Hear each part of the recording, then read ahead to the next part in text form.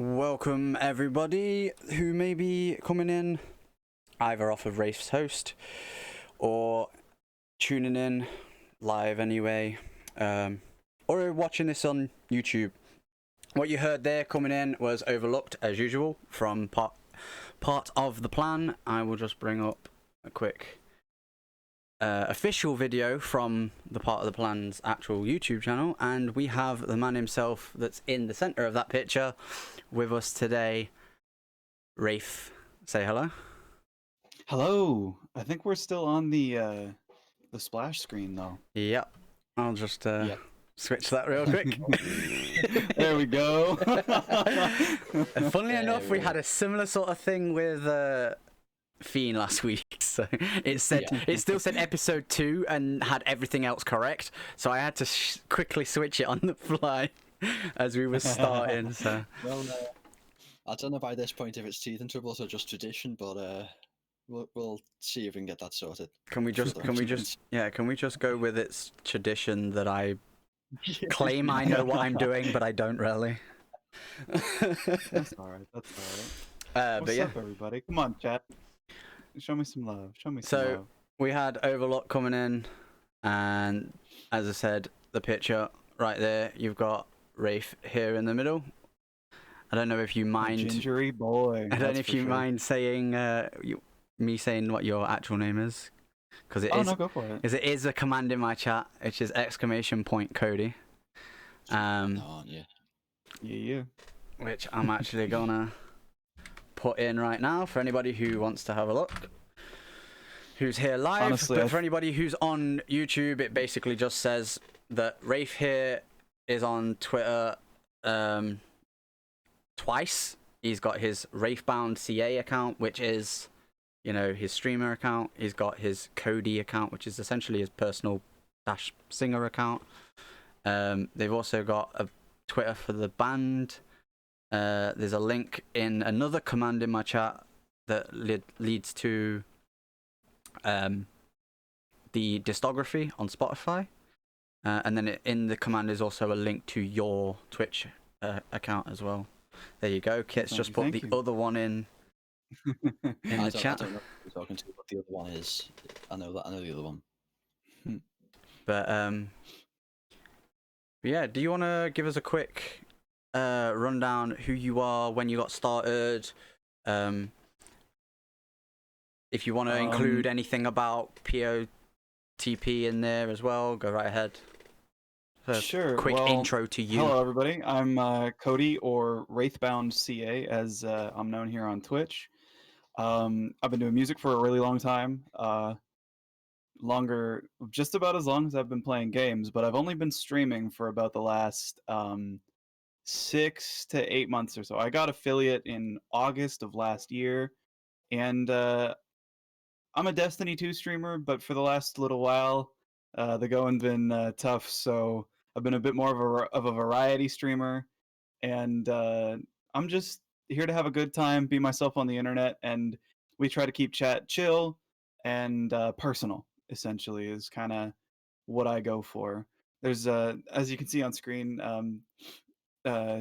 Trap has my Discord and everything pulled up, and my specs, which I thankfully just upgraded because I knew it was going to be or updated, sorry, because I knew it was going to be scrutinized on stream. But yeah, that's really me. I'm what you would consider a hardcore gamer. I'm a music producer. I'm a songwriter, musician, and generally just hopefully a chill dude to hang around with once in a while. Yeah, one thing I really enjoyed was I had no idea you did music when I first met you at all. It was Sev playing the band's music on his 24-hour stream that was like, wait, this music slaps. This is brilliant. And I asked him, I goes, who's this? I want to listen to more of this. He goes, this is Wraith. I was like, wait, what?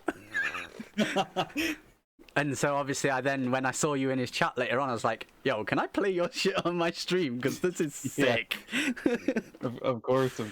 To anybody interested, to any other Twitch streamers out there or anybody looking for copyright-free music, our entire discography available on Spotify or anywhere else you stream music, really, Apple Music, Google Play. Our entire discography is DMCA, DMCA like proof. You cannot be copyright. You cannot infringe our copyright. We let anybody use it for free. We encourage you to please, if you like the music, use it for whatever you want.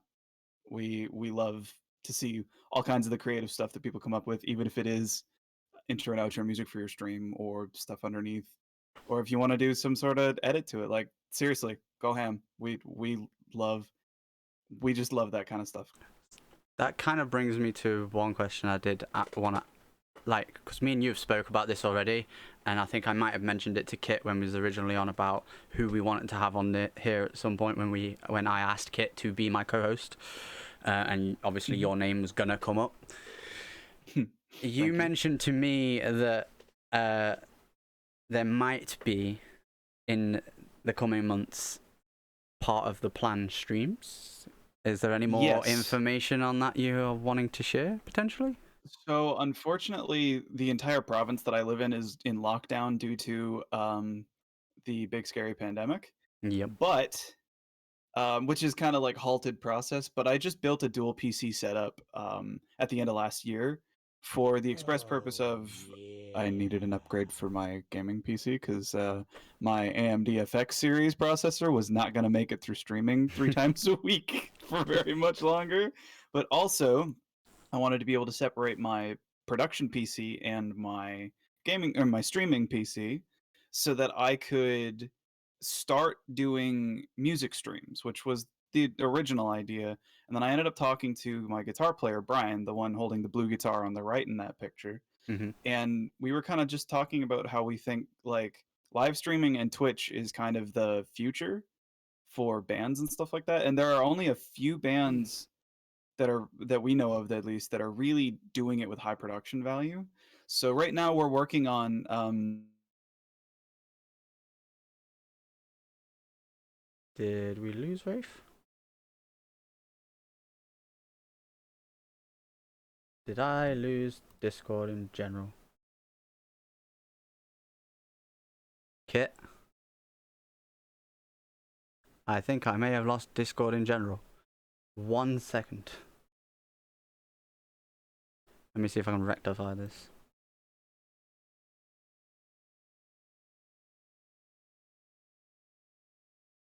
Oh no. That's not a good thing to happen during during this, is it? For fuck's sake, Discord. Let me try closing it and reopening it. Sorry guys, 1 second, let me try and fix this. It's not working.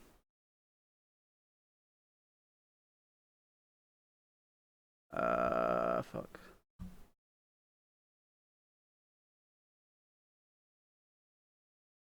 Yep.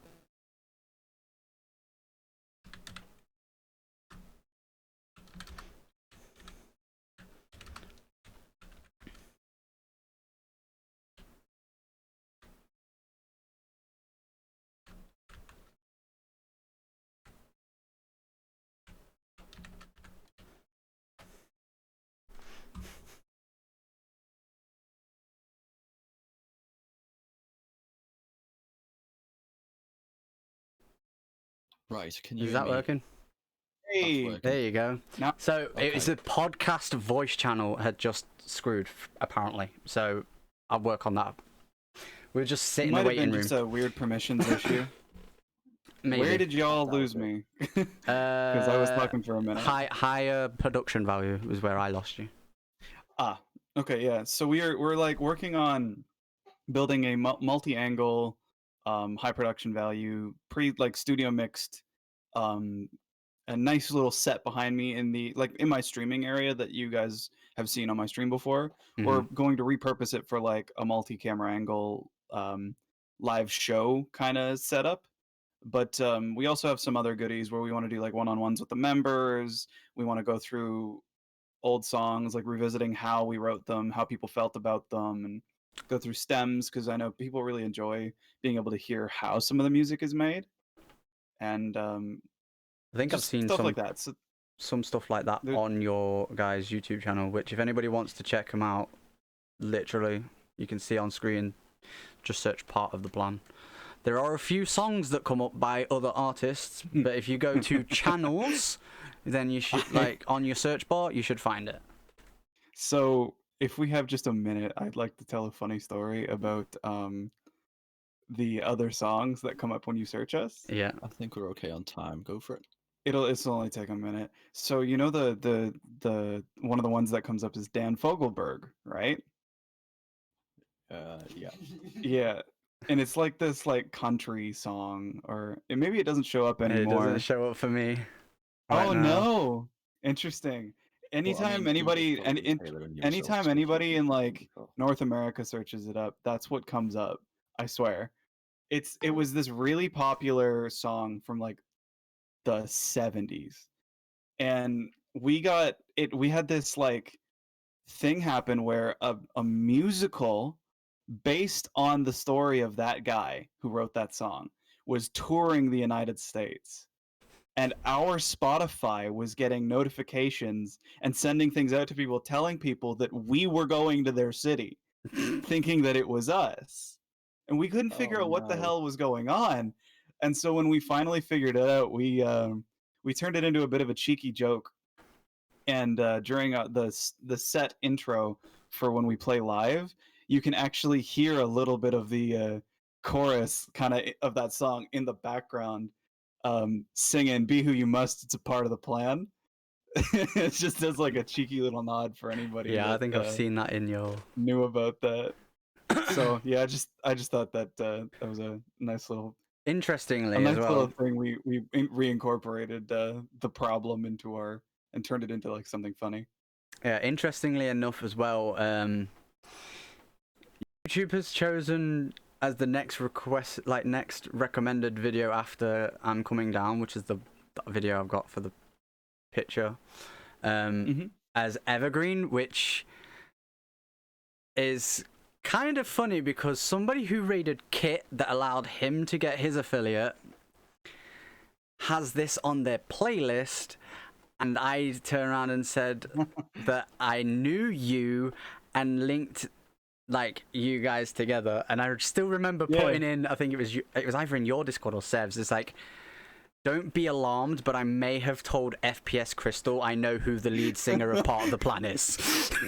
Yeah, which actually ended up being like that's another funny thing, because Brian came up to me around the same time, was like, yeah, we're on like some random streamer girls like playlist.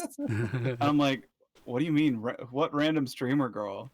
And so I checked my Spotify for artists. I'm like, bro, that's Crystal. What are you talking about? Oh, have we lost Rafe? Is it gone again? I can still hear you, but I think we've lost Rafe.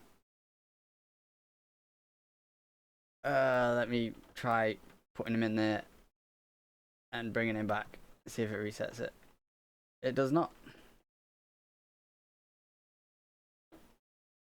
There we go. There we go. Yeah. I think it's just the fact that it's raining here.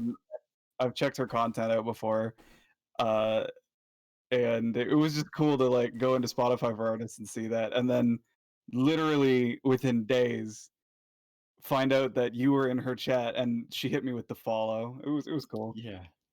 Well, no, like I said, she raided Kit with, what was it, 256 people. Basically giving him, like, a bunch of people followed him, giving him the 50 that he needed, because he had everything else, to get him to his affiliate. Yeah, and I was stuck at 42 for quite a while. And yeah, so long story short, I basically said, oh, I hear that you like Evergreen, and she went, yeah, it's like probably one of my favorite songs on my playlist. And I was like, well, it just so happens I know who the lead singer is. And then I said, may or may not be friends. Yeah, I said to Kit, I says, do you mind if I promote Rafe right now? And he went, no, go right ahead. So boom. Well, I do really appreciate it. I really do. That was a cool cool. It turned into a cool week. Yeah. For sure. Yeah. Okay, so on the subject of raids, see what I did there, Kit? Nice segue, yeah?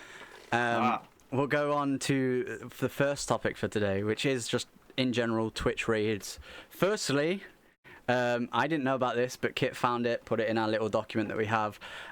Twitch legitimately gave the reward for taking part in the most raids to Longboard, So, yeah. which is literally so a what bot. happened is they had recently the Twitch participation ceremony, participation awards ceremony. They streamed it up on the main Twitch channel. And what happened was, I think it wasn't participation. I think it was the person who initiated the most raids in 2020. It says most raids performed, yeah. Performed, yeah. Was given to Electrical Longboard with a number of, I think it was 1,000 or over 1,000, and that's just shy of 3 a day. And then on a similar sort of vein, we learned that there is actually a limit on how many people you can have in a raid. When Shroud tried to raid somebody and was told, long story short, there's too many people. There's too many people, you can't raid. You have to send them separately. I kind of wonder if that's like a technical flaw of the platform, or if it's intentional. It could be. I mean, I don't think really it's that big a problem, because obviously if you've got that many people watching, it can clearly handle sending a single source out to that many people. Yeah. It might be sort of like some sort of protection that they've put in, because it might have been like a ratio thing. Like if he's trying to send people to someone who's got like 400 people watching, that's quite a difference. But if no kidding. Because it just says in the article someone, a smaller streamer. Yeah, smaller creator.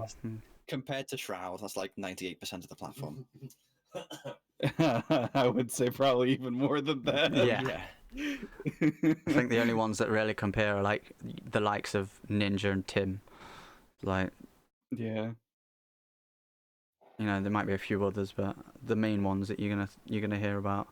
But yeah, so he had 89,000 people and couldn't raid this streamer, and literally got the message, as you can see here, more viewers than the maximum currently supported by raids right now, which I thought was pretty funny.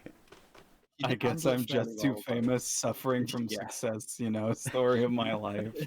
Yeah, I love that. He did get a little kick out of it, but he did handle it fairly well in that he sent his viewers to 3 separate places. He sort of split them up. Oh, that's cool. And used sort of like what I think was the old raid technique, because I see it a lot in like the bots and stuff when you set them up, is that they've usually got like a raid assist, and what it'll do is it'll take the bot account and it'll say, okay, go to this stream, and it'll put a link in your chat to a person's stream, and then it'll go to that stream with your viewers to see like how many people went and stuff. So he basically linked, I think it was 3 or 4 different channels, and like, okay, since we can't raid, just go and check these people out. Solid. I'm glad that people at the top are still trying to like give back to the smaller end of the community. That's something that I think that more businesses on the whole should be taking advantage of. Yeah, because I do look at streamers as businesses. That's one thing. Obviously, they are brands. Yeah, that's one thing that humbled me when, because I had raided Kit that day that Crystal did, because I was playing with him. So it's like, well, natural progression is, you know, I've just been playing the Destiny with him. He's still playing Destiny. Raid him, so then anybody that was watching my chat but doesn't know who he is like, oh, well, I've just heard this guy on Intrepid as a stream. I'm gonna stick around, you know. Right. And then it makes sense. And then Crystal comes in and makes me seem fucking tiny. So thanks, Crystal, if you ever see this. But but yeah. So one thing that humbled me was I was like, wow, you know, the bigger, like, I tend to have, you know, your Leviathans that I would consider like Glad, Gothalion when he was still on Twitch, and then anyone up from them. So Tim, Ninja, you know, people that aren't in the Destiny community. And then the bigger ones I sort of say are anywhere from like 100 plus viewers, and then your big, just big, not bigger, big, are anyone from 30 above to 100. At least in my sort of tier system, if you will. For sure. So it quite humbled me, and I was like, do you know what? That's one of the things I want to do with, for one, Rising Ships as the hashtag is all of us building upon each other. So if there's a day where I get raided, or Kit gets raided, or Wraith, you get raided by someone like Crystal again, and there are more people that stick around and go, you know what, these guys are cool, especially if obviously Crystal was to raid Kit again, people are like, you know what, she's raided this guy before, he's obviously pretty decent, let's hang around, sort of thing. And then you just, as Otis has put in the chat, we build upon each other like brick on brick, because Kit's gonna go, oh well, I've got all this love, I'm gonna pass it off to Fiend or Otis, or you know, someone who we are all friends with. And that was the whole thing with this podcast, is to have everybody on to do stuff like that, right? Get everybody well, known. And I do think it's true that if one person in a community grows, the whole community grows as a result of it.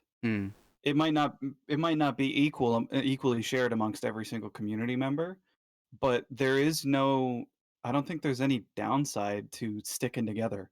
Definitely and not. having friends. And I know for me, at least like when I was seeking affiliate, making friends was how I did it. And honestly, the way that I've maintained the chat engagement and just like, I guess, brand loyalty that I've kind of built up by this point is I look at my chatters and the people in my chat, I look at them as the people that I hang out with. They're my friends. Exactly. I know little bits about their lives. I know they know bits about mine.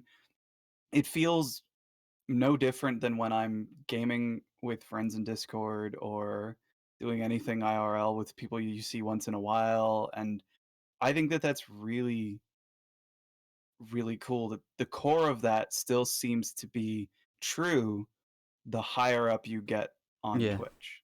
I think until you get to the megastars, but then those people are like basically not the same. By that point, they're more of a business than a personality than a person on the platform, and I think it becomes a different situation. At that point, you've got to sort of be careful of who's trying to take advantage of you and the social economics essentially that come with you, rather than actually trying to be friends with you. But no, like, ideal example is I met Sev through a Glad tweet. I met Otis through Anubis's chat. Otis met Anubis through Glad raiding Anubis. And then Otis comes by, hangs out with me. I hang out now with him, Five, a bunch of other people. He was in my chat one day when I raided Sev, and obviously I knew you through Sev, like playing Risk of Rain with you, like at the beginning. Very beginning. Yeah, and then like I raided Sev. Otis is now literally anytime I go into Sev's chat, I see Otis. Like, and that's the sort of thing I'm like very happy to see personally, is like I see you in my chat, I'm like, yo, like just in my chat, yeah, like especially like because sometimes I'm earlier in the day, so when you tune in, typically it's like 5 a.m. for you. Yep. And you're basically 5 a.m. as I'm going to bed. I'm chilling, I'm gonna lurk, but I'm going to bed. See you later, man. Pretty much. I'm here insofar as I'm capable. But based upon that, going into like sponsorships and stuff, we had a bit of a thing on Twitter recently with GSUPs, and I wanted to cover T-Bot's point of view on it at first, just because I met this guy through GSA, which is Guardian Server Alliance. So 2 things on that. One, it was set up by Dojo Clan and a bunch of other clans to sort of make sure that people have access to learning how to do some of the end game content. One of the most notable names that are in Dojo is like ePuds. But T-Bot is actually the Sherpa admin for GSA even. The other thing on that is that, for those who didn't know, I am now in Favored, which is a member of the GCA. Like, I was originally just brought in as a Xbox Sherpa, as a guest for GSA. Now I'm on PC. I've officially joined Favored. I'm technically more, like, I'm not more involved because typically they're doing stuff later in the day, but it's more connected to me personally, if you know what I mean. But yeah, he basically says that he's got previous experience working within, sponsorships and partnerships on both sides. So, in a company that's providing sponsorships to people, and being, obviously, he's a content creator himself, he's getting sponsorships himself. Partnerships are mutually beneficial, and he basically, if you want to go and look at this thread, I'll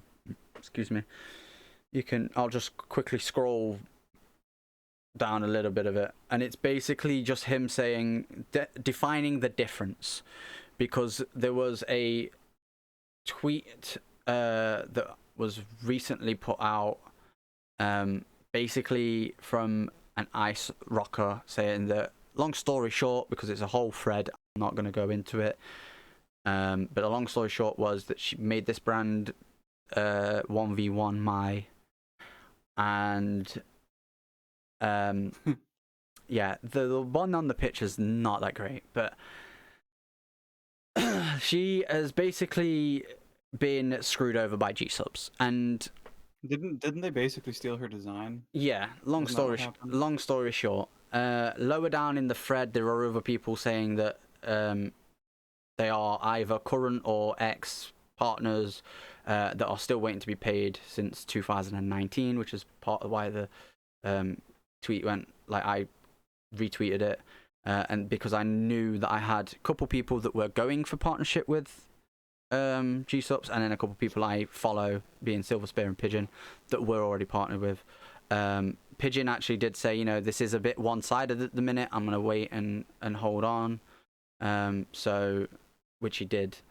I've yet to see whether he's decided on anything, but each to their own. My point was, I think I say it in here, is basically just don't blindly cancel it. Just get all the information you can. Hoplite herself here was, I don't know whether she still is either. I'm pretty sure I remember seeing a tweet saying she isn't anymore. Was connected to GSUPs and decided to end. There's been a bunch of people that have decided to end, primarily off of stuff that Pornstar, however you want to pronounce it, has put up here. It was tweeted by a bunch of other people as well, but this was the first one I came across, which I sort of linked this initial tweet to Kit, which has since been deleted, so we're working off of this one, and it's basically that the CEO, Eric, put out numerous sexist, homophobic, and racist remarks, which is what has caused a lot of creators to turn around and go, you know what, we don't want nothing more to do with your company, because apparently they have addressed it, but they addressed it on some, low level account, not the GSUP's actual business Twitter account. So yeah, and then the other thing was Sin saying that he jokes about wanting sponsorships, but sometimes he's joking, sometimes he's not. If a company isn't pulling for you and not providing a satisfying deal, you don't need them It's that simple. It seems like a lot of the controversy though is more so rooted in the idea that these companies are more so trying to take advantage of creators as Yes. opposed to trying to support creators and get their end of the bargain out of it for doing their job. Because from everything I've seen, it seems like people are basically saying beware of companies that will take from you and not give. And yeah, that's a hard lesson to learn, honestly. It is, and that's why I take the a couple of the points to heart from these tweets. Is that one, always read what it is you're going in for, and check like what are the experiences other people have had with this company, and two, Mm-hmm. make sure you get everything in writing, so that if anything Yep. happens, you've got evidence. You Yeah, can do something about it. I had a small scale, really, really stupid early streamer, I guess, experience with this kind of thing, where I was offered an affiliate deal and was super excited, and I took it, and within less than a week, I had cut all ties with the company because of various reasons, right? But it was basically like the gist of it was I was supposed to get commission on things sold through my code, Yeah, but they never took my banking or PayPal information. Mm. And I was like, yeah, no, I'm gonna that, cancel that, my order. This that is sounds a bit. over then. That does sound a little sketchy. I mean, Yeah, I even the asked for like thing company graphics so I could yeah, add it to my stream and everything. with And I just got radio silence for like 2 days straight. It yeah, wasn't until I said, yeah, I'm canceling my order and I'm not interested anymore that I yeah, finally got a response back. And it was immediately in touch with one of the people in charge of the small company. And then Mm. I just through that experience, I kind of realized that that was literally just instead of offering like an affiliate deal that actually benefited the creator, they were doing something called affiliate marketing. And I Mm. sometimes wonder if streamers or content creators, hell, even musicians are bad for this, where they'll just take something offered by a company because they're in love with the idea of an affiliate deal or a deal in general or a Yeah, sponsorship. because it makes them feel like they've got some sort of like validation, if you will, into what they're doing. It's clout, right? Yeah. It's clout. And the interesting thing is that unless it's a partnership, most of the time the content creator is the one getting the short end of the stick. Yeah. And that's just sad that yeah, that seems to be the way it goes. yeah. But yeah, the one thing that the reason I've like closed all the other tweets, because obviously that was just sort of to give different points on it. Yeah. The closing tweet that I actually picked on this was Hoplites, because, as I said, she was, I don't know, I'm pretty sure she said she isn't anymore. Like, I'm pretty sure, I'd have to go and look. But at the time of writing this tweet, she was actually partnered with them. And in her own reply, as basically,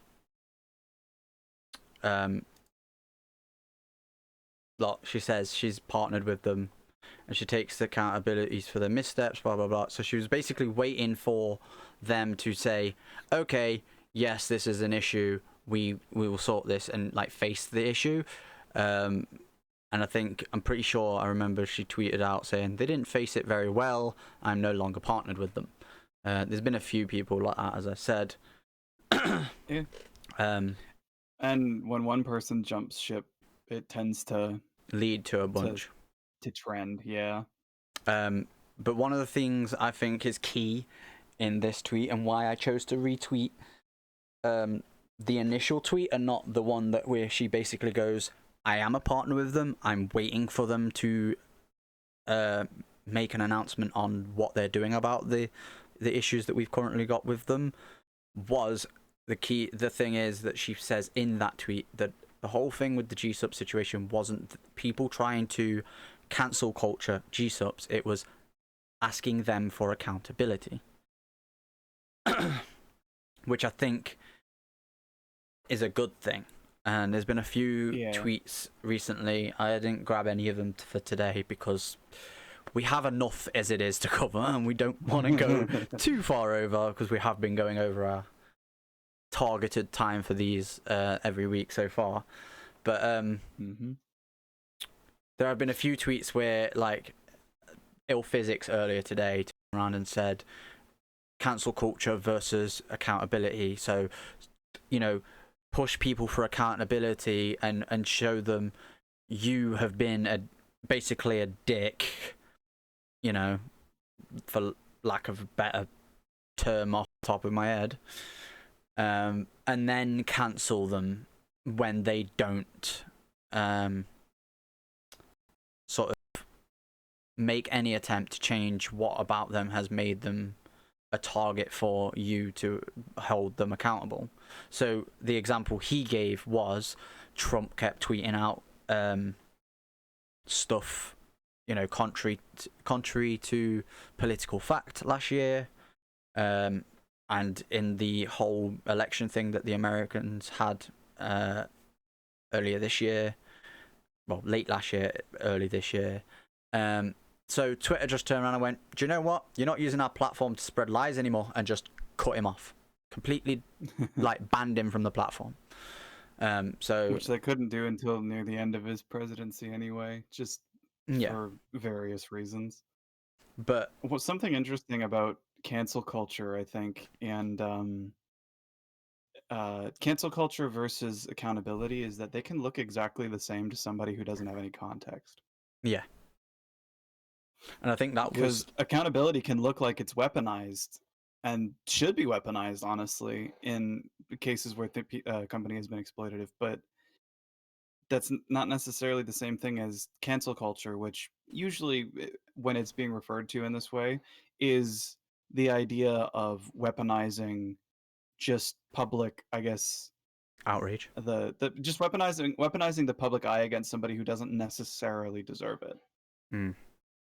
And on that, we're going to go into Destiny community, because recently this week I saw some stuff about from someone on Twitter called Sivatech, basically saying Glad is a bad dude and that they blocked him.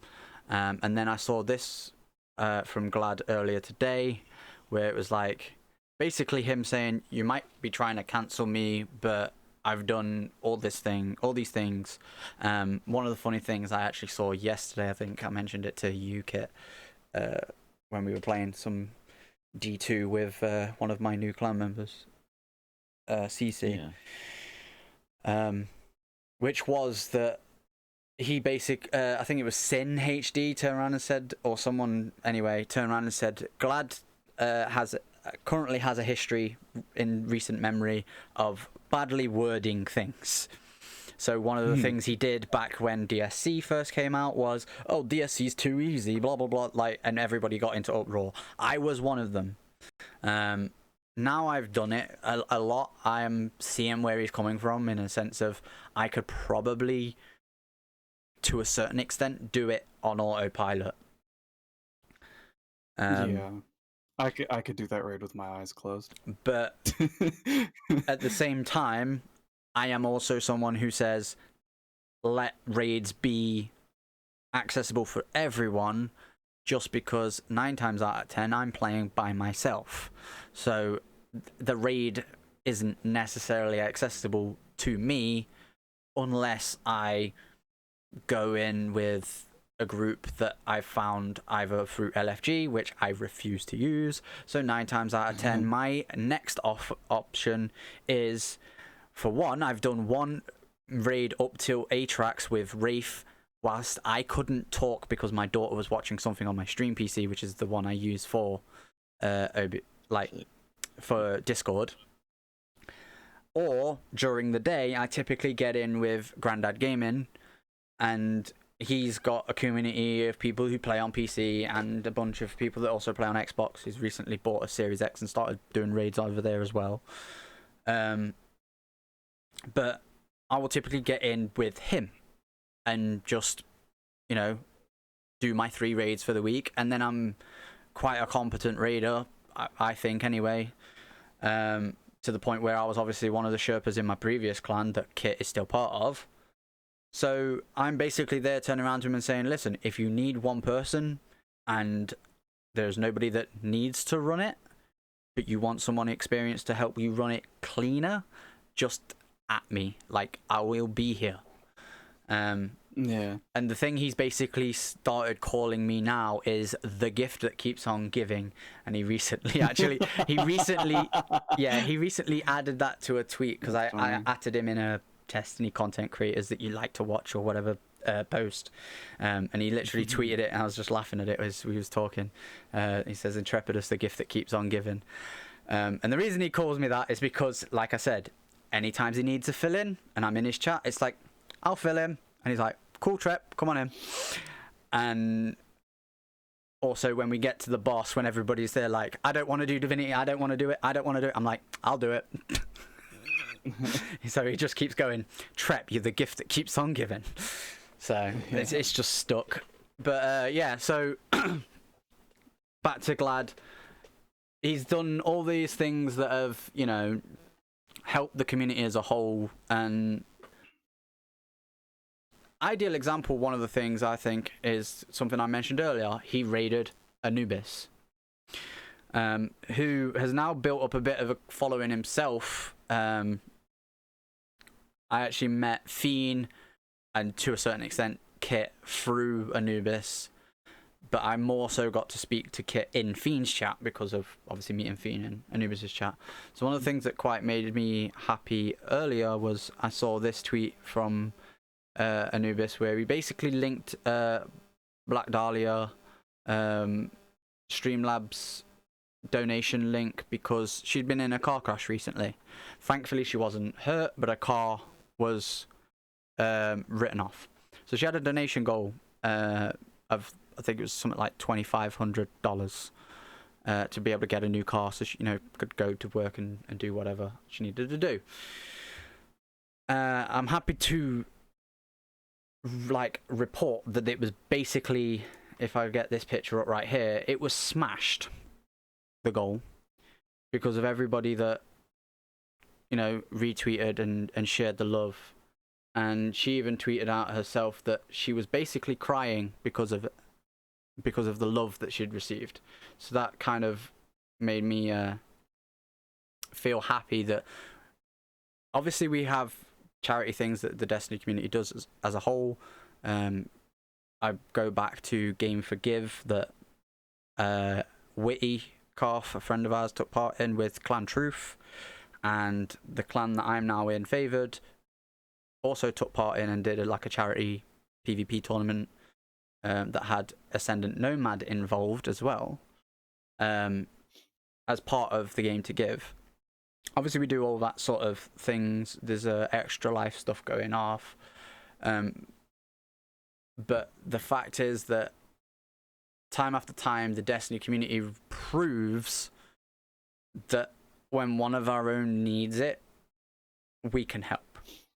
And even if, as I put in my personal tweet to it, response to it, was, I can't help myself, I don't have the money to donate, otherwise I would, but I'll retweet it in hopes of more people seeing it, and therefore, you know, somebody who can help, like donating. Yeah. Well, I'm glad to hear that she got through it so well. Yeah, 'cause that was today, wasn't it? Yeah. Yeah, so I'm glad to hear that she's all right. Her actual car crash was last week or the week before, if I remember correctly. Well, but glad it's turned around so fast for her. Yeah, it's very. So that's one of the things that was humbling for me. Then to go on to something that Kit personally submitted as a topic. So I'd added this. I'd seen this as I was scrolling through. So had I. Through Twitter and stuff, and I thought it would be an interesting concept. It's more like a conceptual thing to bring up rather than something that's actually happening. But it's the idea of like terrain damage and demolition of like buildings and stuff. To buildings to a lesser extent, because obviously, you know, some of them are large structures and they're like definite parts of the map you can't just like get rid of them.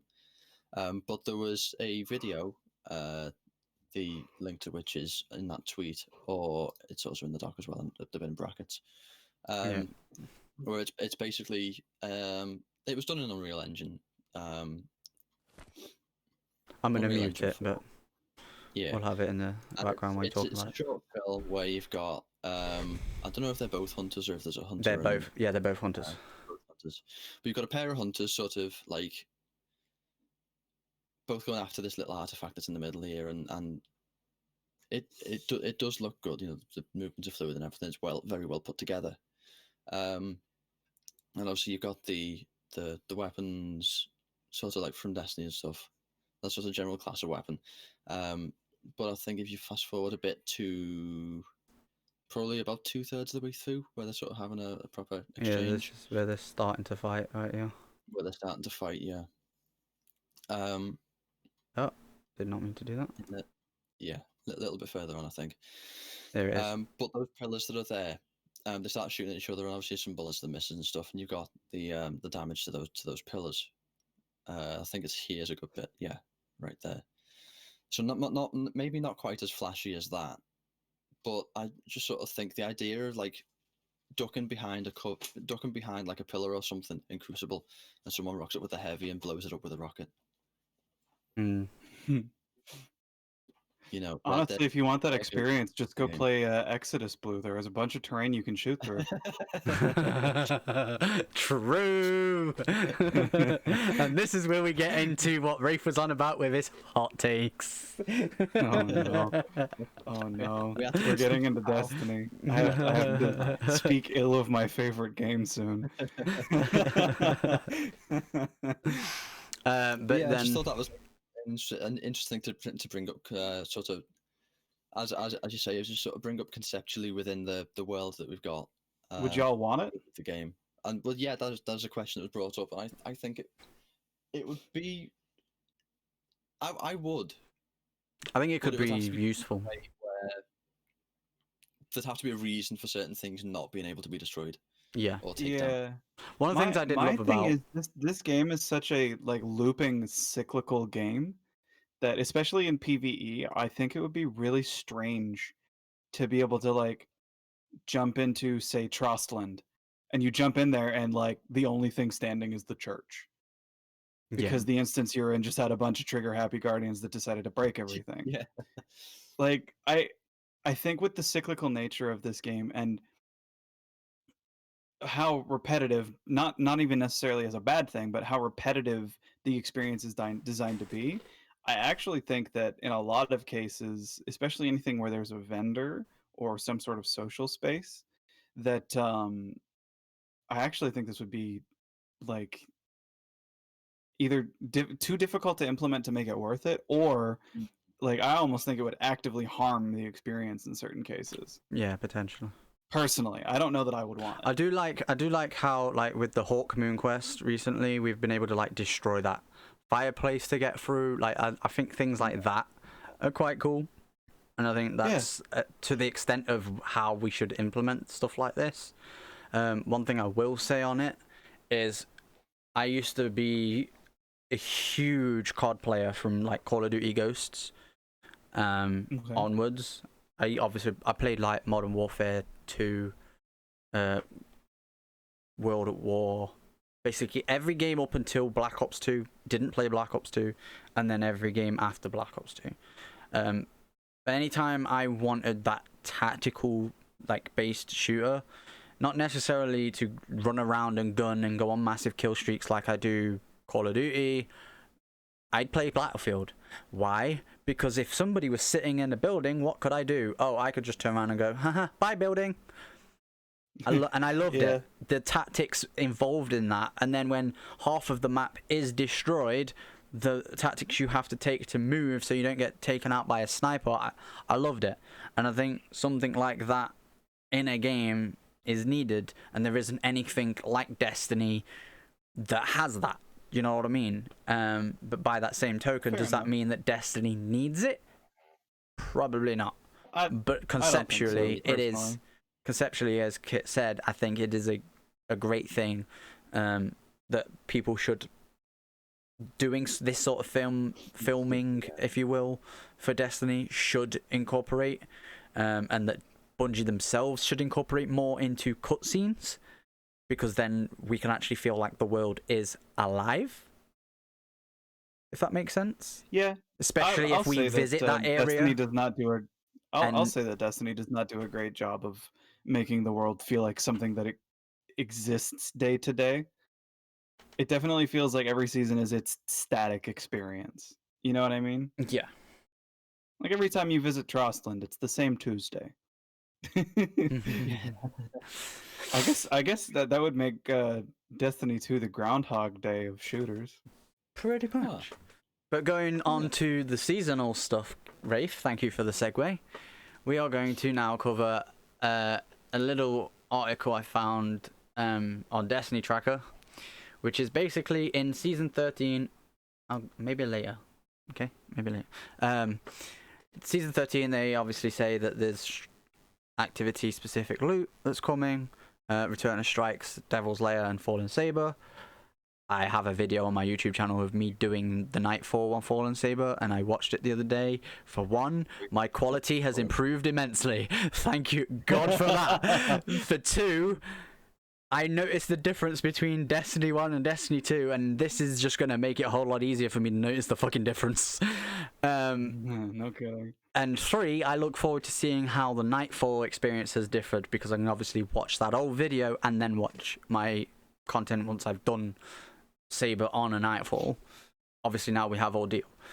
But they also list a bunch of weapons that are being sunset, and I've seen you use at least 2 of these, I believe. A bunch of these are actually my favorite weapons. Trophy Hunter, Steel Feather, and Steel Feather. Steel Feather, Trophy Hunter.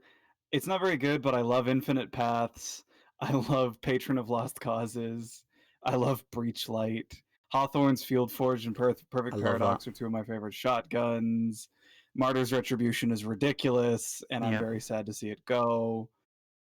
Jack Queen King is it's such a good feeling hand cannon. I don't care about either of the fusions. I was very, very, very surprised about Komodo. Line in the sand. Yeah, when we come into the new season, I thought Komodo was going to be sunset along with, other pinnacle weapons like Mountaintop and that. And then I saw that Komodo and Python won for this season, so I was like, ooh. Neither was Buzzard. Yeah, and Buzzard. It was from that. And I was like, ooh, Dawn. I'm going to use these. And I actually started using them because they were the only weapons at that point that had masterworked. Oh no. No. So I was like, yeah, I'll use these. 3 orbs for everyone. And then, yeah, I obviously masterworked other weapons. But I can't say I have that problem. I have a gear hoarding problem. I have a gear hoarding problem. I'm at 488 out of 500 in my vault at the moment. I lie somewhere between the two. I've been up to 598, then back down to 380, and I think I'm at about 480 again now.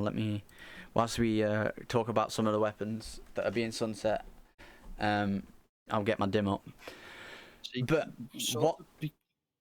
my question was going to be to both of you, was looking at some of the weapons that are going now, what do you see taking their place that's currently available, or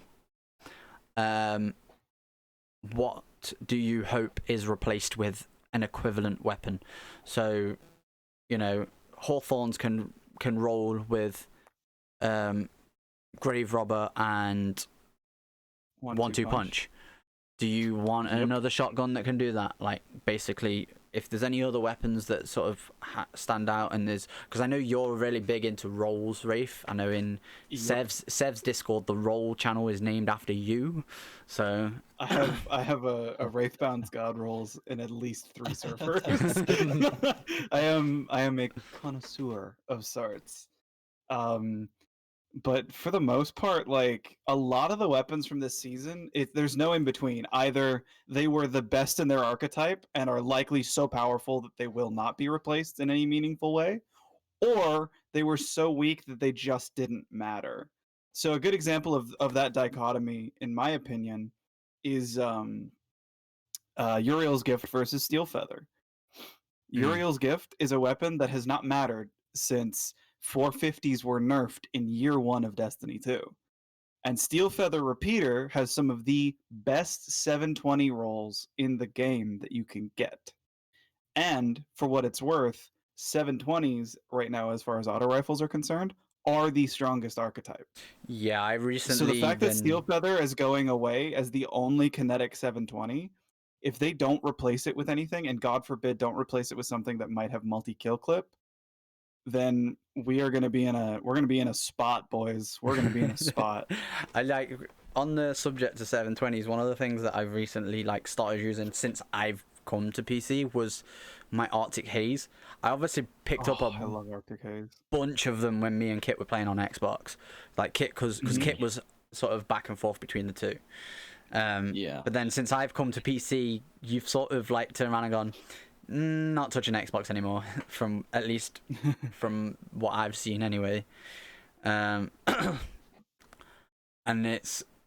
I've been picking up my, because it's not that good on controller, I'll tell you that now. The recoil on it kicks like way too much. You end up aiming at the sky before you finish your clip. But the fact is that you can control it a lot easier on mouse. Like, chef's kiss. Like, you can turn a 720 round a minute auto rifle into a frickin' laser beam, and I love it. So I love that. I have a roll of that with Killing Wind and Thresh, and it's probably my favorite energy auto rifle in the game right now. Yeah, I think I have. It's so good. Subsistence It's so Thresh. good. I think. Oh, you got the roll I never got. I think. This actually brings up a question I kind of want to pose to you guys. Yeah. Because I know what my answer is, but what is it that you look for in a god roll?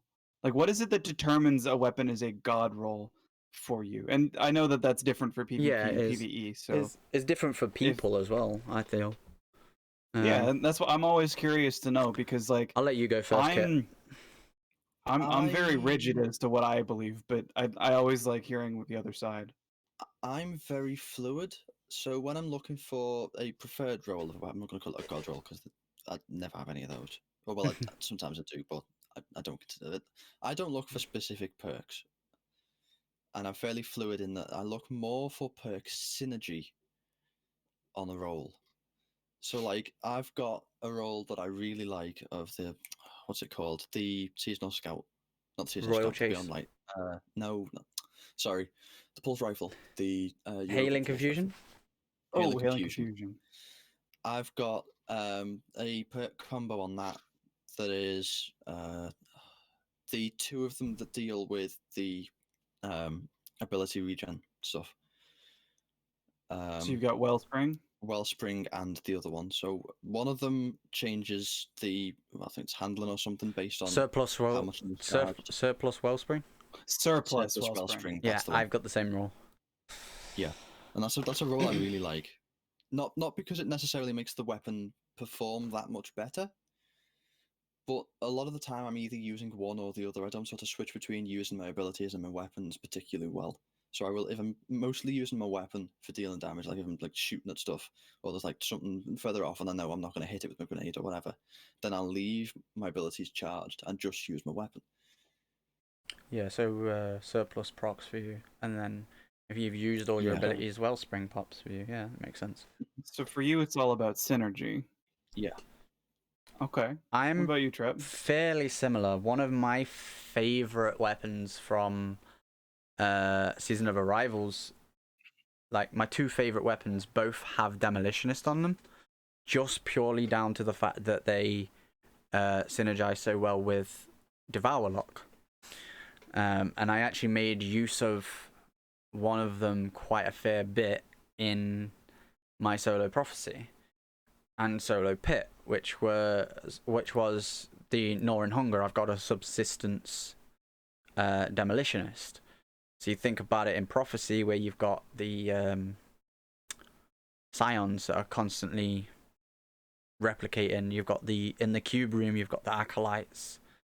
You can basically, without having to reload, get your grenade back, especially if you've got Devour procced to keep you alive, because people don't realize that Devour has a perk that basically says, here's Demolitionist, so you put Demolitionist alongside that perk, and guess what? Instant grenade.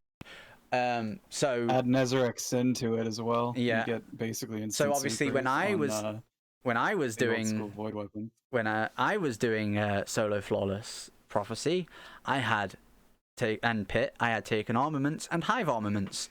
Can you guess what I was doing? Eating my grenade. There's Devour. Killing a bunch of shit. I've got my grenade back. Throw the grenade at the enemies. I've got heavy. Oh look, there's now a huge knight running at me on the bridge on Pit of Heresy. Guess what? That knight just died because I shot him with Xeno, because if I had all that heavy, I don't give a shit about needing heavy. Like, there's to the point where I'm shooting random rolls into the floor just so I can get, pickups. But yes, I am more so you're synergy. Also more so about perk synergy as well. So I don't know if you're interested in my perspective on this. Yep, go ahead. Go on. I like to go a bit deeper.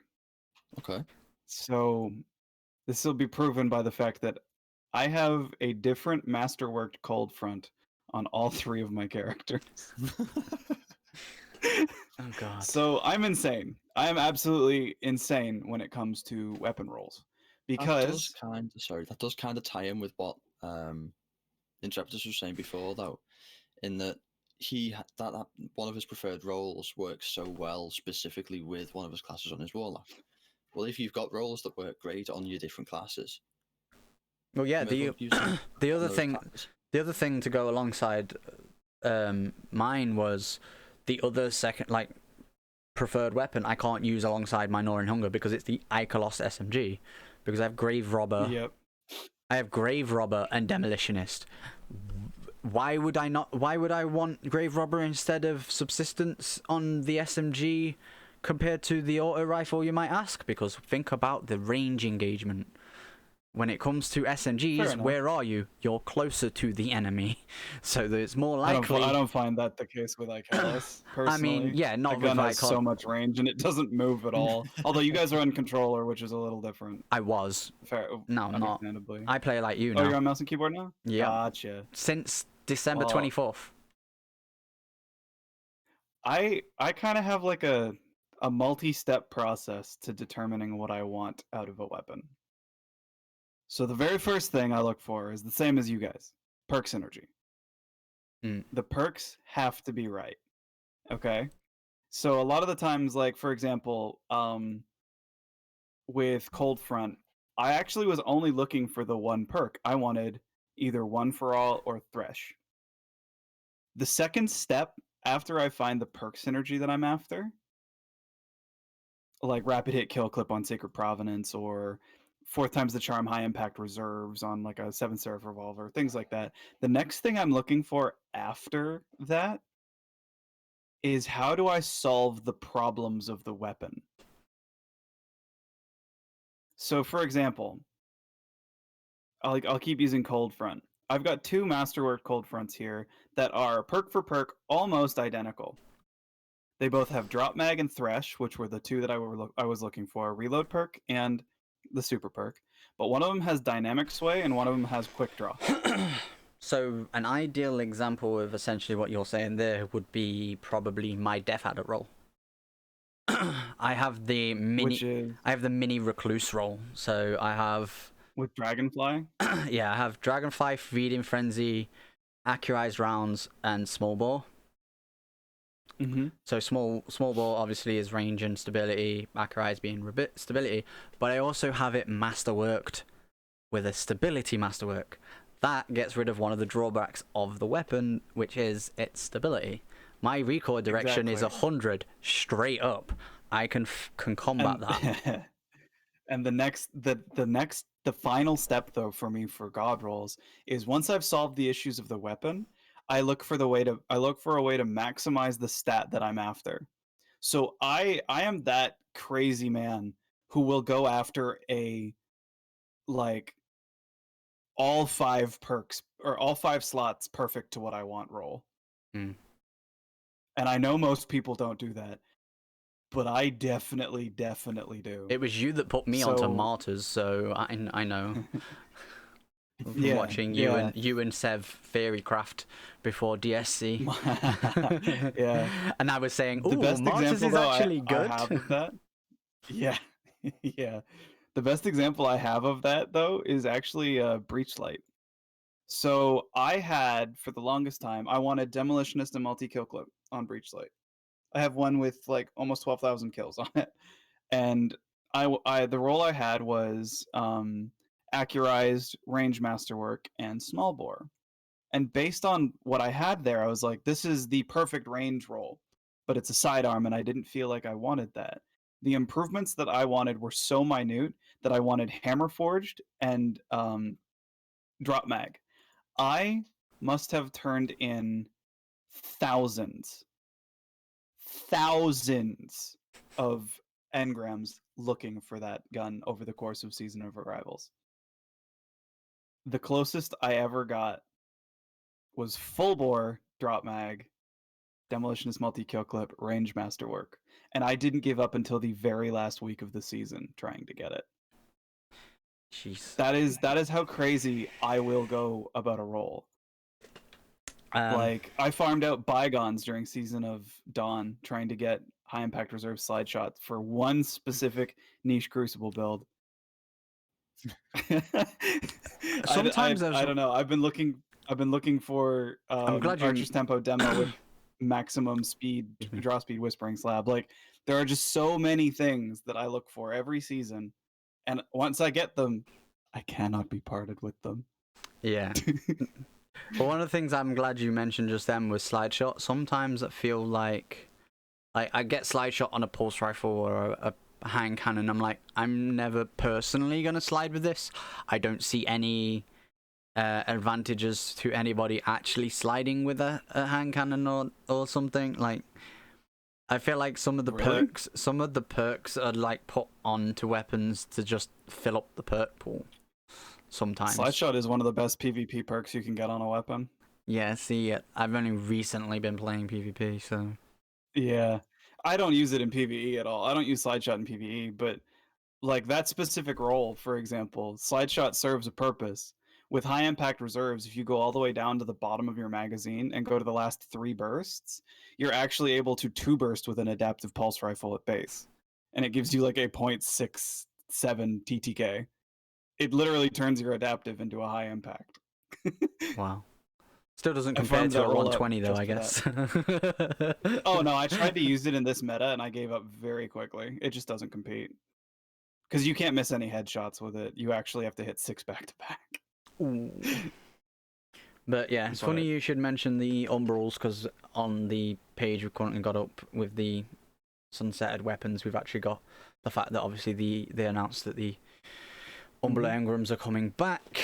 The new TWAB has dropped, by the way. Yeah, I was just about to check if it has, because... Just before we go into the TWAB then, just to round off the topic we were talking about there with the weapons and stuff. I'll get it up one sec. Stuff. And with you saying that one of the problems you have is vault space because you're constantly keeping hold of stuff. How do you prepare for the end of a season, or rather for the start of the coming season? I get rid of every sunset roll that I'm willing to part with, and I drop every single armor roll that is collecting dust in my vault that is from a season that is 2 or 3 seasons back from where I am now. I try to finalize and update my builds on all 3 of my characters, and I farm out 40 Ascendant Shards and 200 Prisms at the end of every season. All right. You got anything in particular you do on top of this?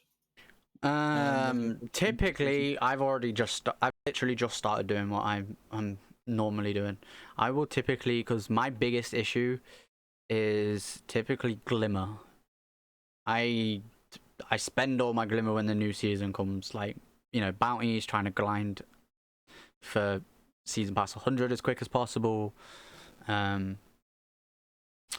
One of the things I do struggle with, and I'm actually hoping I've been speaking to Otis and Five Club about doing it later this week. I think we're doing it this weekend actually, if we can like get together. Is running GMs because of the fact that, you know, I very rarely have any Ascendant shards. Because my typical thing is, like, I think I said it yesterday when we went to the tower kit, it was like, I'm buying enhancement prisms.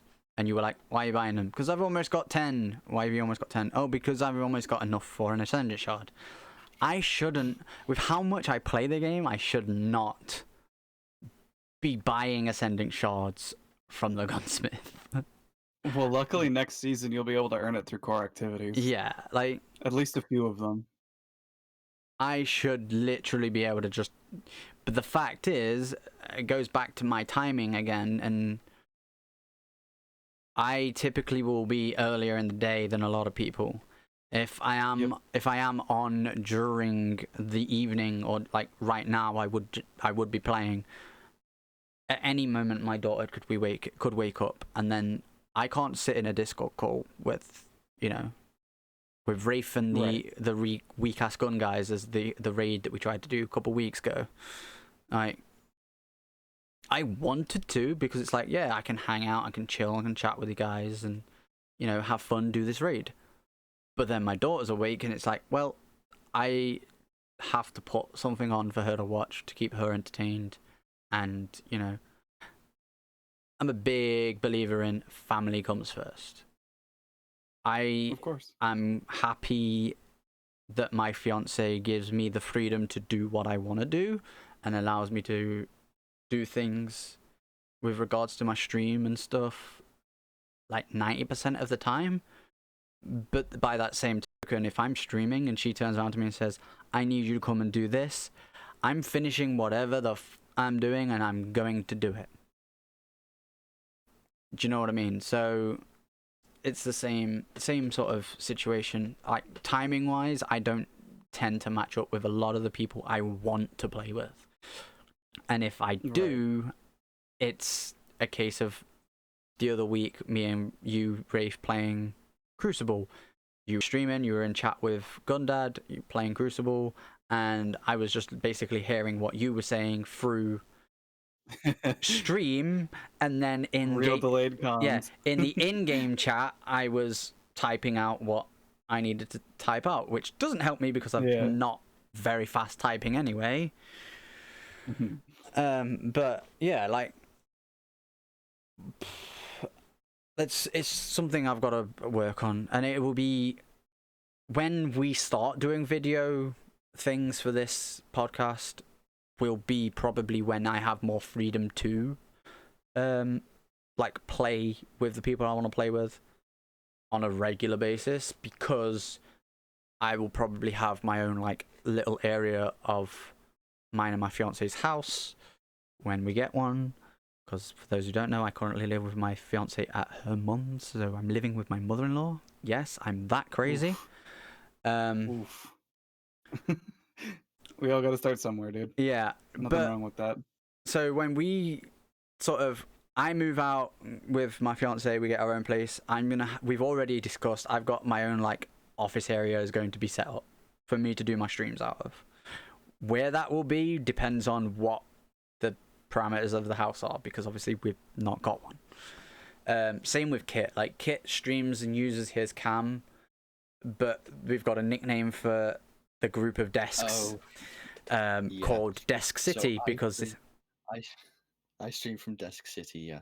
So we've got like a small cluster of we've got like a sort of, if you think about the general width of a hallway, it's sort of like three times that width ish. And I've got my desk here, I've got a desk to my left, and then sort of opposite those two desks on the other by the other wall, we've got another pair of desks. And there's not a lot of space to move past each desk, to be quite frank. So yeah, we nicknamed it Desk City. So obviously when he gets his own place and has his own like office and stuff, and that's free of Desk City then, yeah. We can both up our like production sort of thing. And then when it comes to the podcast, we can combine that and hopefully make it, you know, a lot better for everybody. Going quickly through the TWAB then. Rob, yeah. They've got seasonal challenges. It's just about That's, bright dust, basically. Yeah, bright dust. Yeah, a lot of it is. Bright Instead of having to do bounties, you're going to be able to do seasonal challenges. Makes sense. exactly. And they do compound every announce- week. They don't go away. Yeah, they do announce right here that the season of Redacted, because obviously they're not going to share the name of it yet with us, Even does though go. it's only like a week and a half out. Yeah, the trailer does go live this coming Tuesday. Oh, I believe. I didn't know Is that. it Thank Tuesday? you. Yes, Yeah, this coming Tuesday. Yeah, shopping. This coming Tuesday. So a week before the new season drops is when they're going to sort of tease it to us. Drop the trailer for it, Yeah. They've So joked let us about know. meaty twabs before, but this one may feel a bit overwhelming if you rush through it. But yeah, we're gonna rush through it. Seasonal challenges we just discussed. A couple of weeks. I looked at the sandbox. There's sandbox changes, guys. Oh, Yeah, what? Where? we'll get to those. Bright dust. Yeah, they discussed about bright Let us dust. scroll. Seasonal changes, free seasonal activities, 6,000. Oh, so you get bright dust from activities? Okay, fair enough. You'll be able to get 14,000 bright dust per season. That's If pretty. if you do all the stuff on all your characters every week of the season, yeah. Okay. So... Well, no, the challenges are account wide. This is all account wide. No. The ritual stuff is 14,000. Oh, right. There's also 10,000 on the seasonal challenges for the stuff, and 10,500 if you own the season pass. From I was DMCA looking pass. at this as if it was Nope, they're separate categories. Oh my god, I'm gonna be so rich. If you have Ditto. I'm gonna be so rich, boys. If you have the season pass and do all of the challenges for the entire season, you could get up to 34,540 bright dust.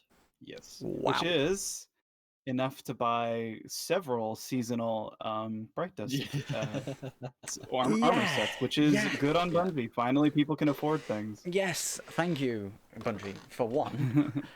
For two, yeah, I'm gonna be rich as a motherfucker too. The amount of times, the amount I play this game, like, jeez, dude. Oh, no.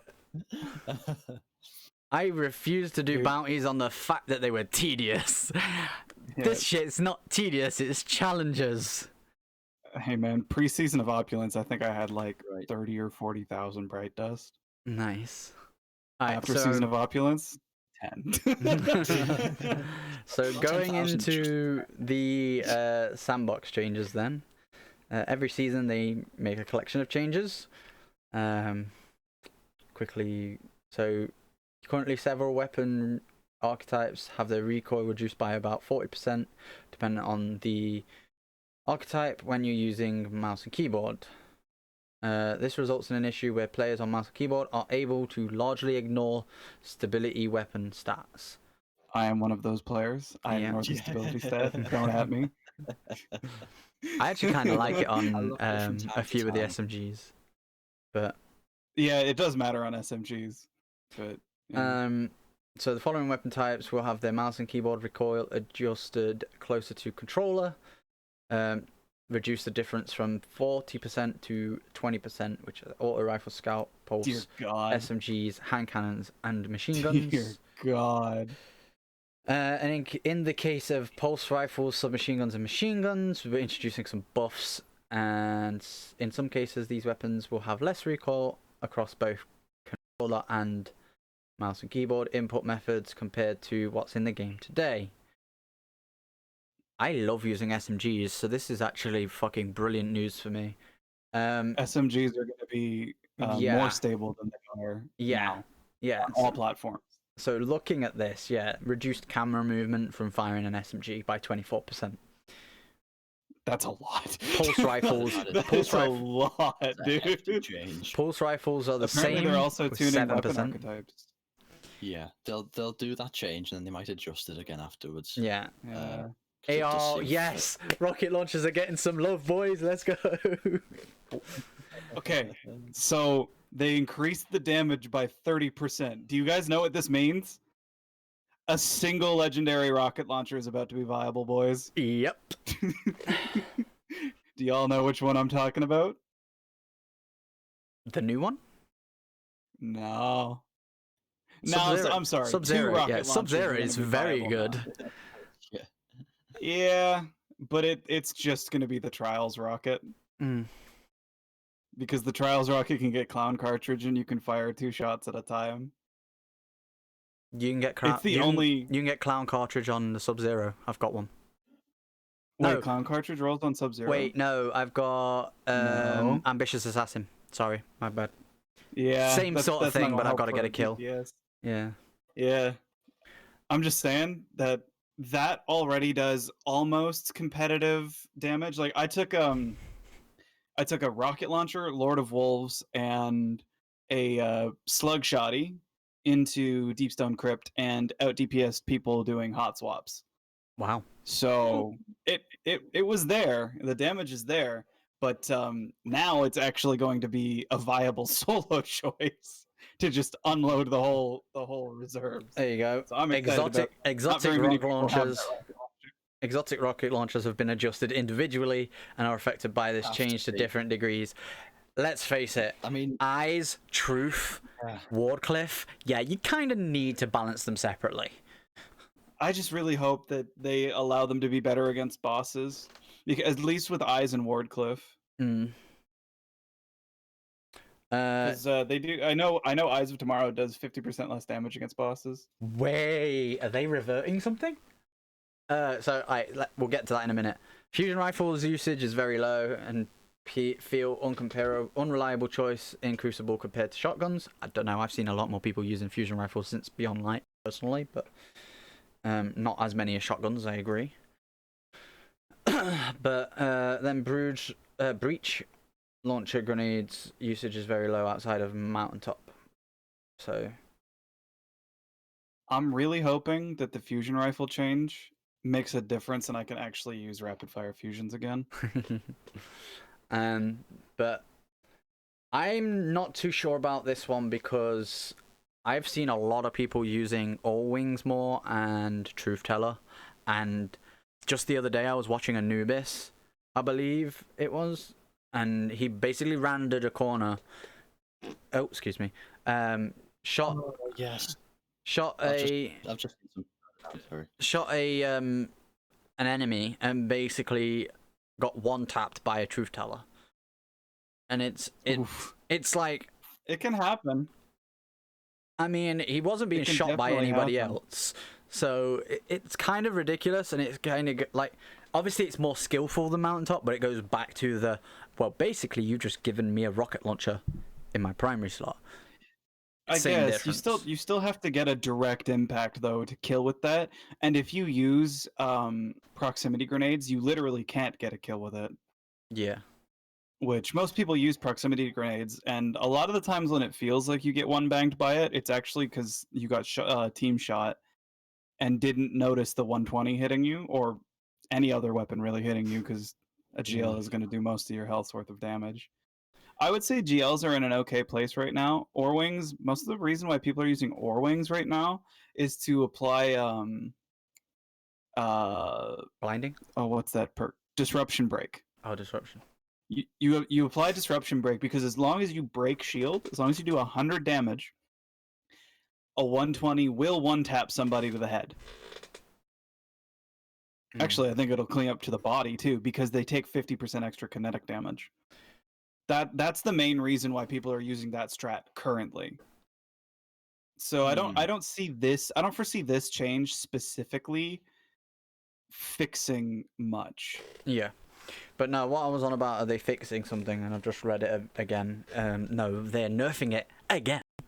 Sniper usage has dropped in Crucible. We've observed that it's hard to challenge somebody with a sniper rifle, even if you get the first shot on an enemy.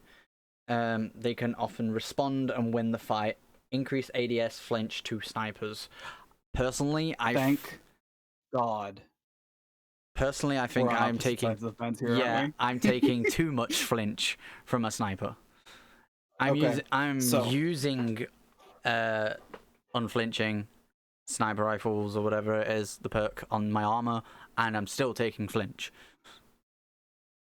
I am of the perspective of if you don't get the first shot as a sniper rifle or as a sniper, you should not be able to go for the headshot reliably. Body shot, sure. Body shot, I sure. agree with that, but by the same token, I get lucky sometimes, and I've seen better skilled players than myself, like Hathmatics, who's the founder of Favored, and then someone who's connected through Hath, and I met him through Hath, which is it's Lysis. And then like Sorry in Advanced, Critical Ape. I've seen those people like take a sniper and they can be aiming at your chest. You hit them once with a 120, guess what? You've just got headshotted because they know how to manage the recoil. By that same token though, do you really want people going into Crucible who feel more comfortable using a sniper to be like sat at the back of the map and getting flamed for sitting at the back of the map, but then not only that, combining the issue with sitting at the back of the map not getting any kills because the flinch is uncontrollable for them? Do you only want the top of the top players that can manage that flinch to be able to kill with snipers? And if that's the case, might we just take snipers completely out of the game? Like, do you know what I mean? So I think my perspective on this is going to be a little different. I hate that sniper rifles are special weapons. I absolutely hate it. Do you The think fact they that should be sniper heavies rifles again, were put or into the special weapon while linear fusions were put in the heavy slot, to me is so backwards. With a sniper rifle, you have in your possession I agree. a one-hit kill from any range on any map in Destiny history, and most of the snipers that people use are the lowest zoom, highest aim assist, highest range weapons that they can get. Low zoom makes you flinch less severely, and high range, high aim assist means that when you do flinch, a lot of the times if you aim low deliberately, the flinch will put you towards the head, and all you have to do is pull down slightly and you get the free headshot. That is how most snipers at high level win if they don't take the first shot. If they don't think that they get the first shot, they don't take it at all. They'll just wait and win for free. Sniper rifles are the strongest weapon in the sandbox, and with the sandbox right now, you have a sniper rifle like Cloud Strike that can, in a trials match, wipe a whole team with one shot. Yep. Something with that high of a reward should not be easy to do. Someone I mentioned did that. It shouldn't. Someone I mentioned did that in the tournament I mentioned earlier. So when we was on about the Game Forgive charity thing, and I said, oh, Favored ran a charity tournament with Ascendant Nomad involved. One of the teams involved in that was Sorry in Advanced's team. He was using Cloud Strike, and there was a clip circulating Twitter, which, I'm not being funny, was very skillful on his part because he did, get both perfectly, and it wasn't, oh, you've been flinched into it.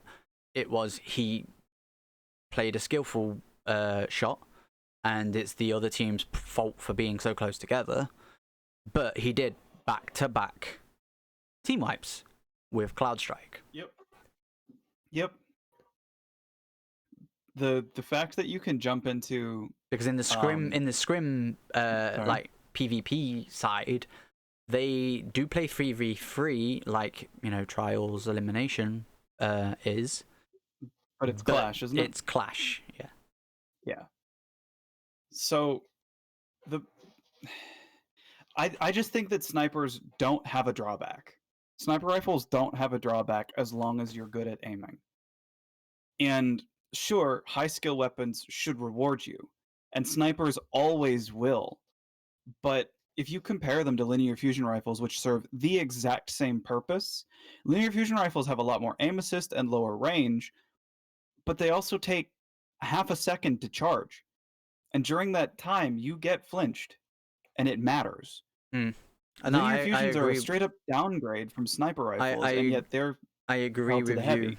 I agree with you in that regard. If sniper rifles are a special, linears need to be a special. Yeah. Although, on the other side of that, Arbalist is really fucking annoying. Oh yeah, I know, but that's So- because it's bugged right now, and you can shoot somebody in the dick and still be given a full one-shot kill Yeah. in PvP right now, Other nerf which that, they actually mentioned at the bottom of this. yeah, the other nerf that they're doing is sword damage is being reduced again by 15%. Good. Swords are boring. There's some exotic bugs that are not intended. Obviously, bugs are never intended. Hello, Bungie. Why? Yeah. That are.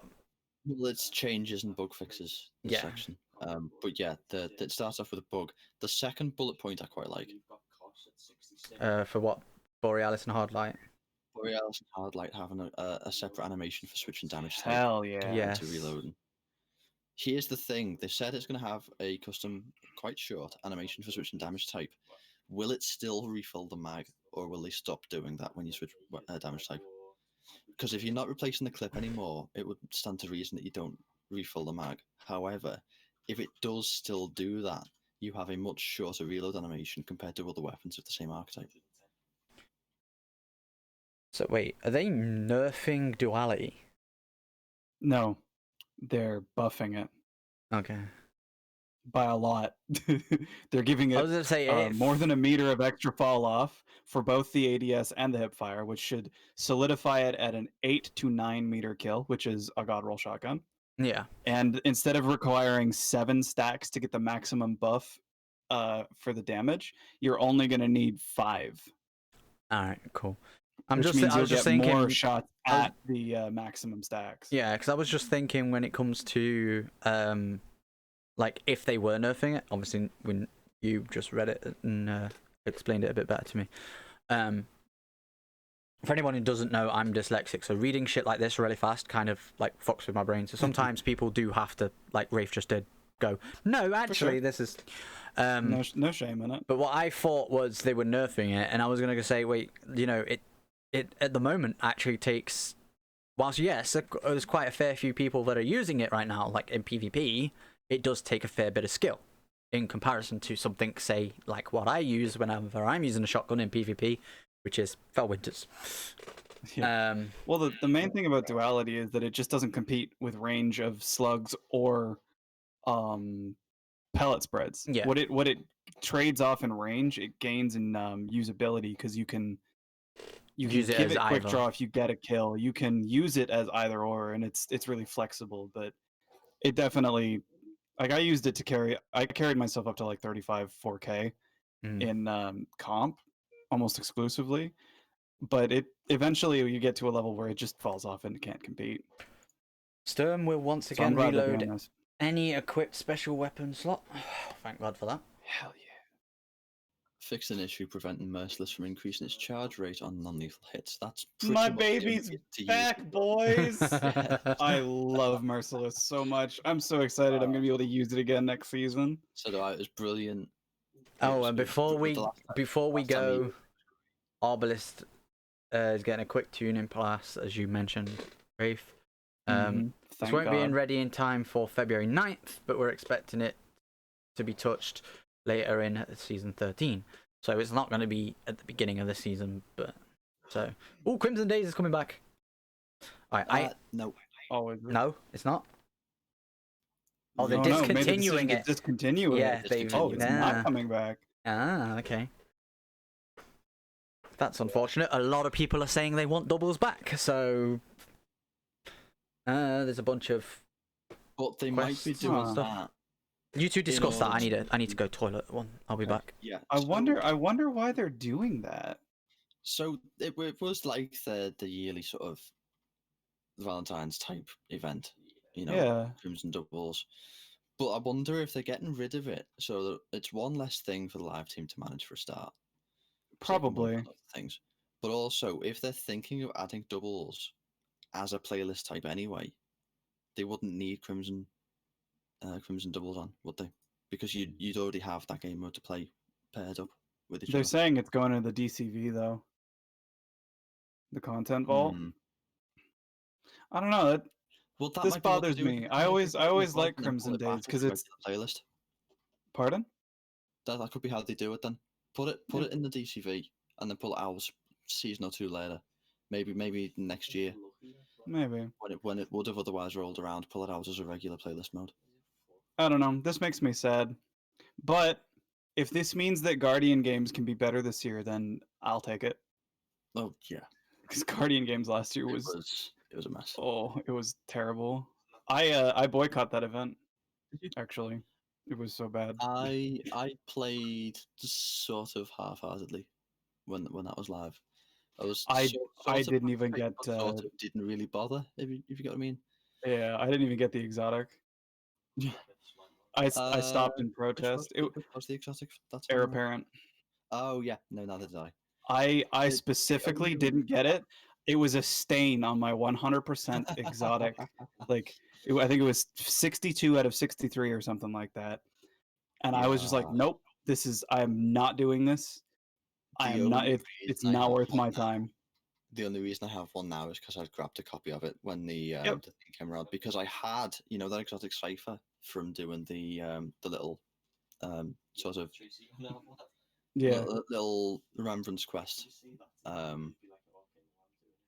I kept hold of that little dialogue piece on whenever I spoke to Anna, like for literally as long as I possibly could without claiming that thing.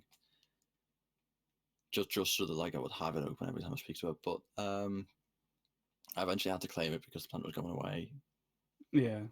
But I obviously having all of the exotics I could get from Zero at that point was like, I'm not going to use it for that. And then the little vault thing came around. I can't remember what it's actually called.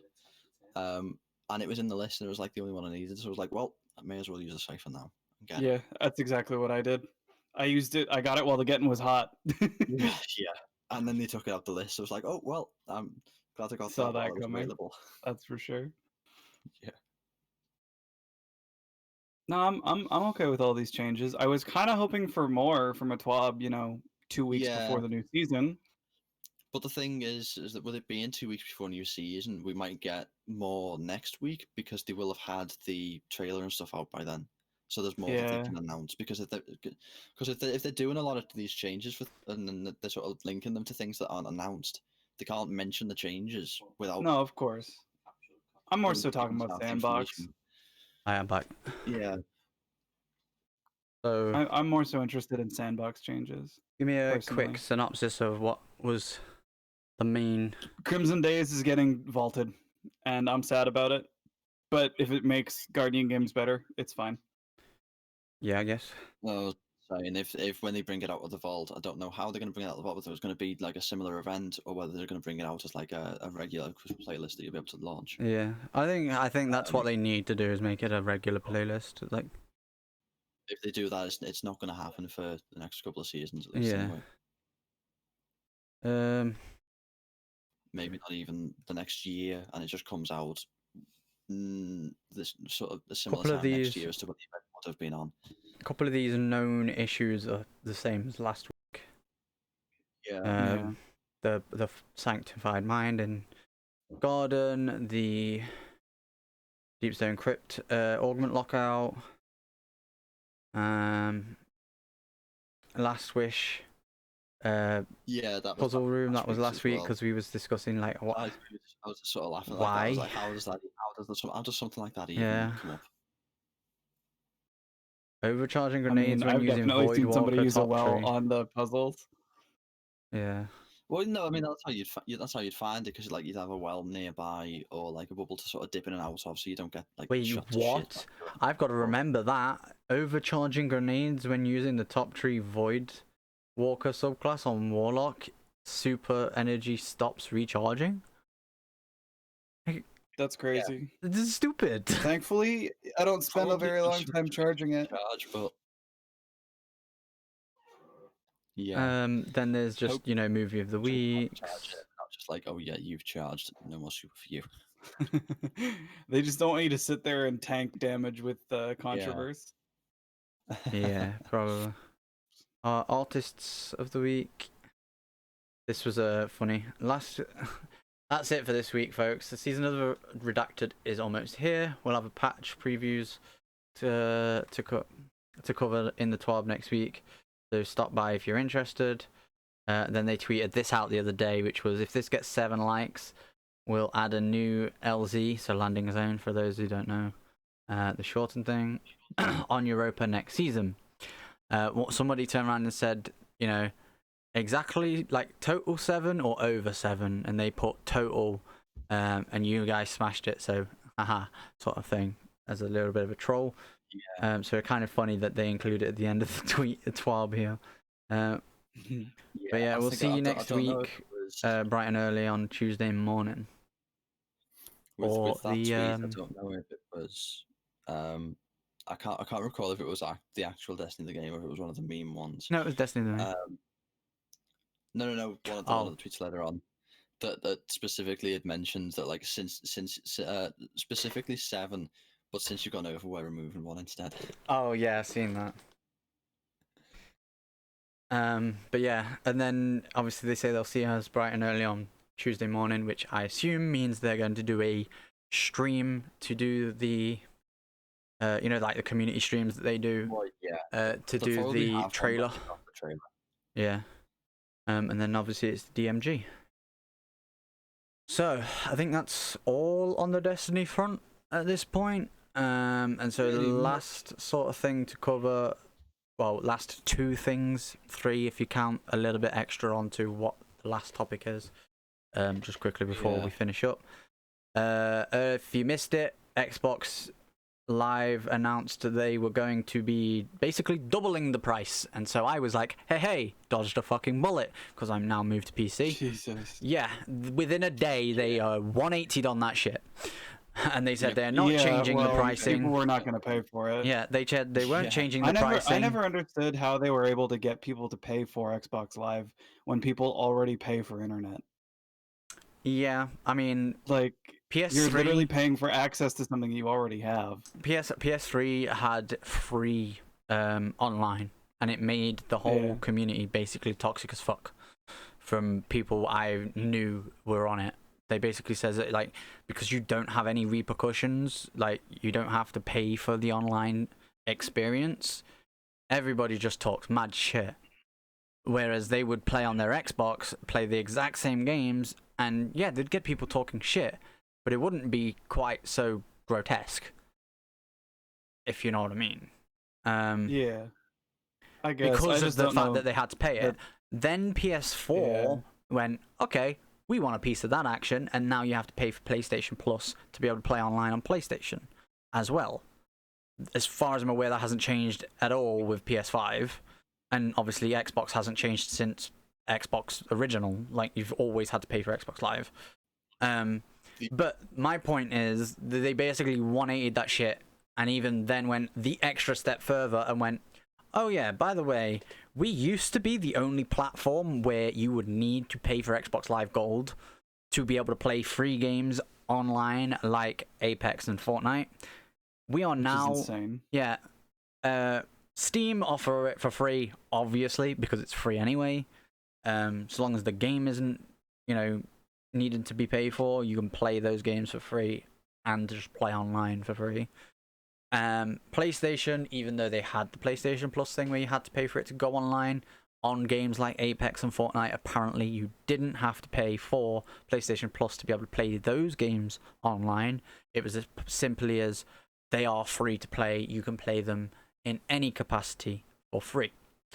But Xbox wasn't like that. They have now gone the extra step and gone, now we are going to do the exact same thing, which I think is the best thing to come out of all this. I think it's a slight change in either leadership direction or marketing strategy that we're going with. Because previously, when they were focusing on like, oh yeah, here's our consoles, buy our consoles, all that stuff, and they still do that a little bit. That like, okay, we've got people to buy our consoles, now they're paying to use our services, right? Whereas now they've sort of turned away from that and gone, okay, yes, we still want people to buy our consoles, but we want them on our platform, we want them on Xbox, even if they're not using an Xbox console. That's one of the major things that they pushed. Yeah, was they were selling the Series consoles at a loss in hopes that more people would use Game Pass and Game Pass Ultimate. Yeah. And the other thing for that was obviously getting people on Game Pass and that. So they seem to have taken less of a focus on Xbox Live itself as the sort of the way to play games online. And part of that is obviously they were changing the price of it to try and push people off of just buying gold and buying it like in a bundle with Game Pass Ultimate. Yeah. Right. So the main focus on that was, okay, look at all the games you get, which you can then play online. This seems to be along the same vein, in that like, okay, you've got these games, why don't we just let you play them? It's fine. Yeah. But at the same time, turning around and going, okay, we made a mistake with the fact that we were going to hike your price up, now we're not. If you want to buy Game Pass Ultimate, buy the Game Pass Ultimate. This is basically what they're saying now. It felt to me sort of like they made this decision and realized, oh no, that's a terrible decision. We've got to bring it back down again. And they're like, well, while we're bringing it down, why don't we do this as well? Yeah. Just try and sweeten the deal a bit, stay on the community's good side. And so they're not like, oh, look, they were trying to do this and they were trying to do that. What's to stop them trying it again in like next month or whatever? True. You'd be like, they double down on it and be like, no, we're serious about this. It's going to stay at that. But yeah, as you can probably tell, I literally titled this group Xbox 180 because they legit 180'd on their decision. But yeah, to go into our final topic, and technically two topics, Rafe has been keeping an eye on what has been going off with GameStop recently with the stocks, because there's been a lot of how would you describe it, artificial inflation or no, actually that's the exact opposite of what's happening. So give a quick synopsis then. Okay, so for a brief thing, I'm not super educated as to the stock market in general. However, in this case, I have been doing my research. And so essentially what happened is a large hedge fund invested a whole lot of money into GameStop under the impression that they essentially wanted to do something that's called a short. So what they essentially did was they bought 140% of the stock of the company. I don't know why that's possible, but they did. Yeah. And then what they were doing is they were loaning it to people who were supposed to then sell it and then buy it back as the stock price decreased. So let's say it's at $10 and everybody bought it at $10 and then they all sold it at $10. They wouldn't lose any money. Sorry, they were loaned it at $10 and they sold it for $10. So they made $10 and then it drops down to $7, for example. Everybody buys that stock back. They sell it, or they buy it back at $7 and resell it back to the original company. So in this case, the hedge fund, for $10, and they pocket the $3 that they made off of the dying company. Do you guys follow so far? Kind of. I've seen Hoplite, who we mentioned earlier. She sort of explained it to OBKitKat on Twitter in D2 terms with legendary shards and heritage, I think it was, or succession sniper rifles. Gotcha. Which was really quite entertaining to look at. So just search the Hoplite or Hoplite Plays on Twitter if you want to go and have a look at that.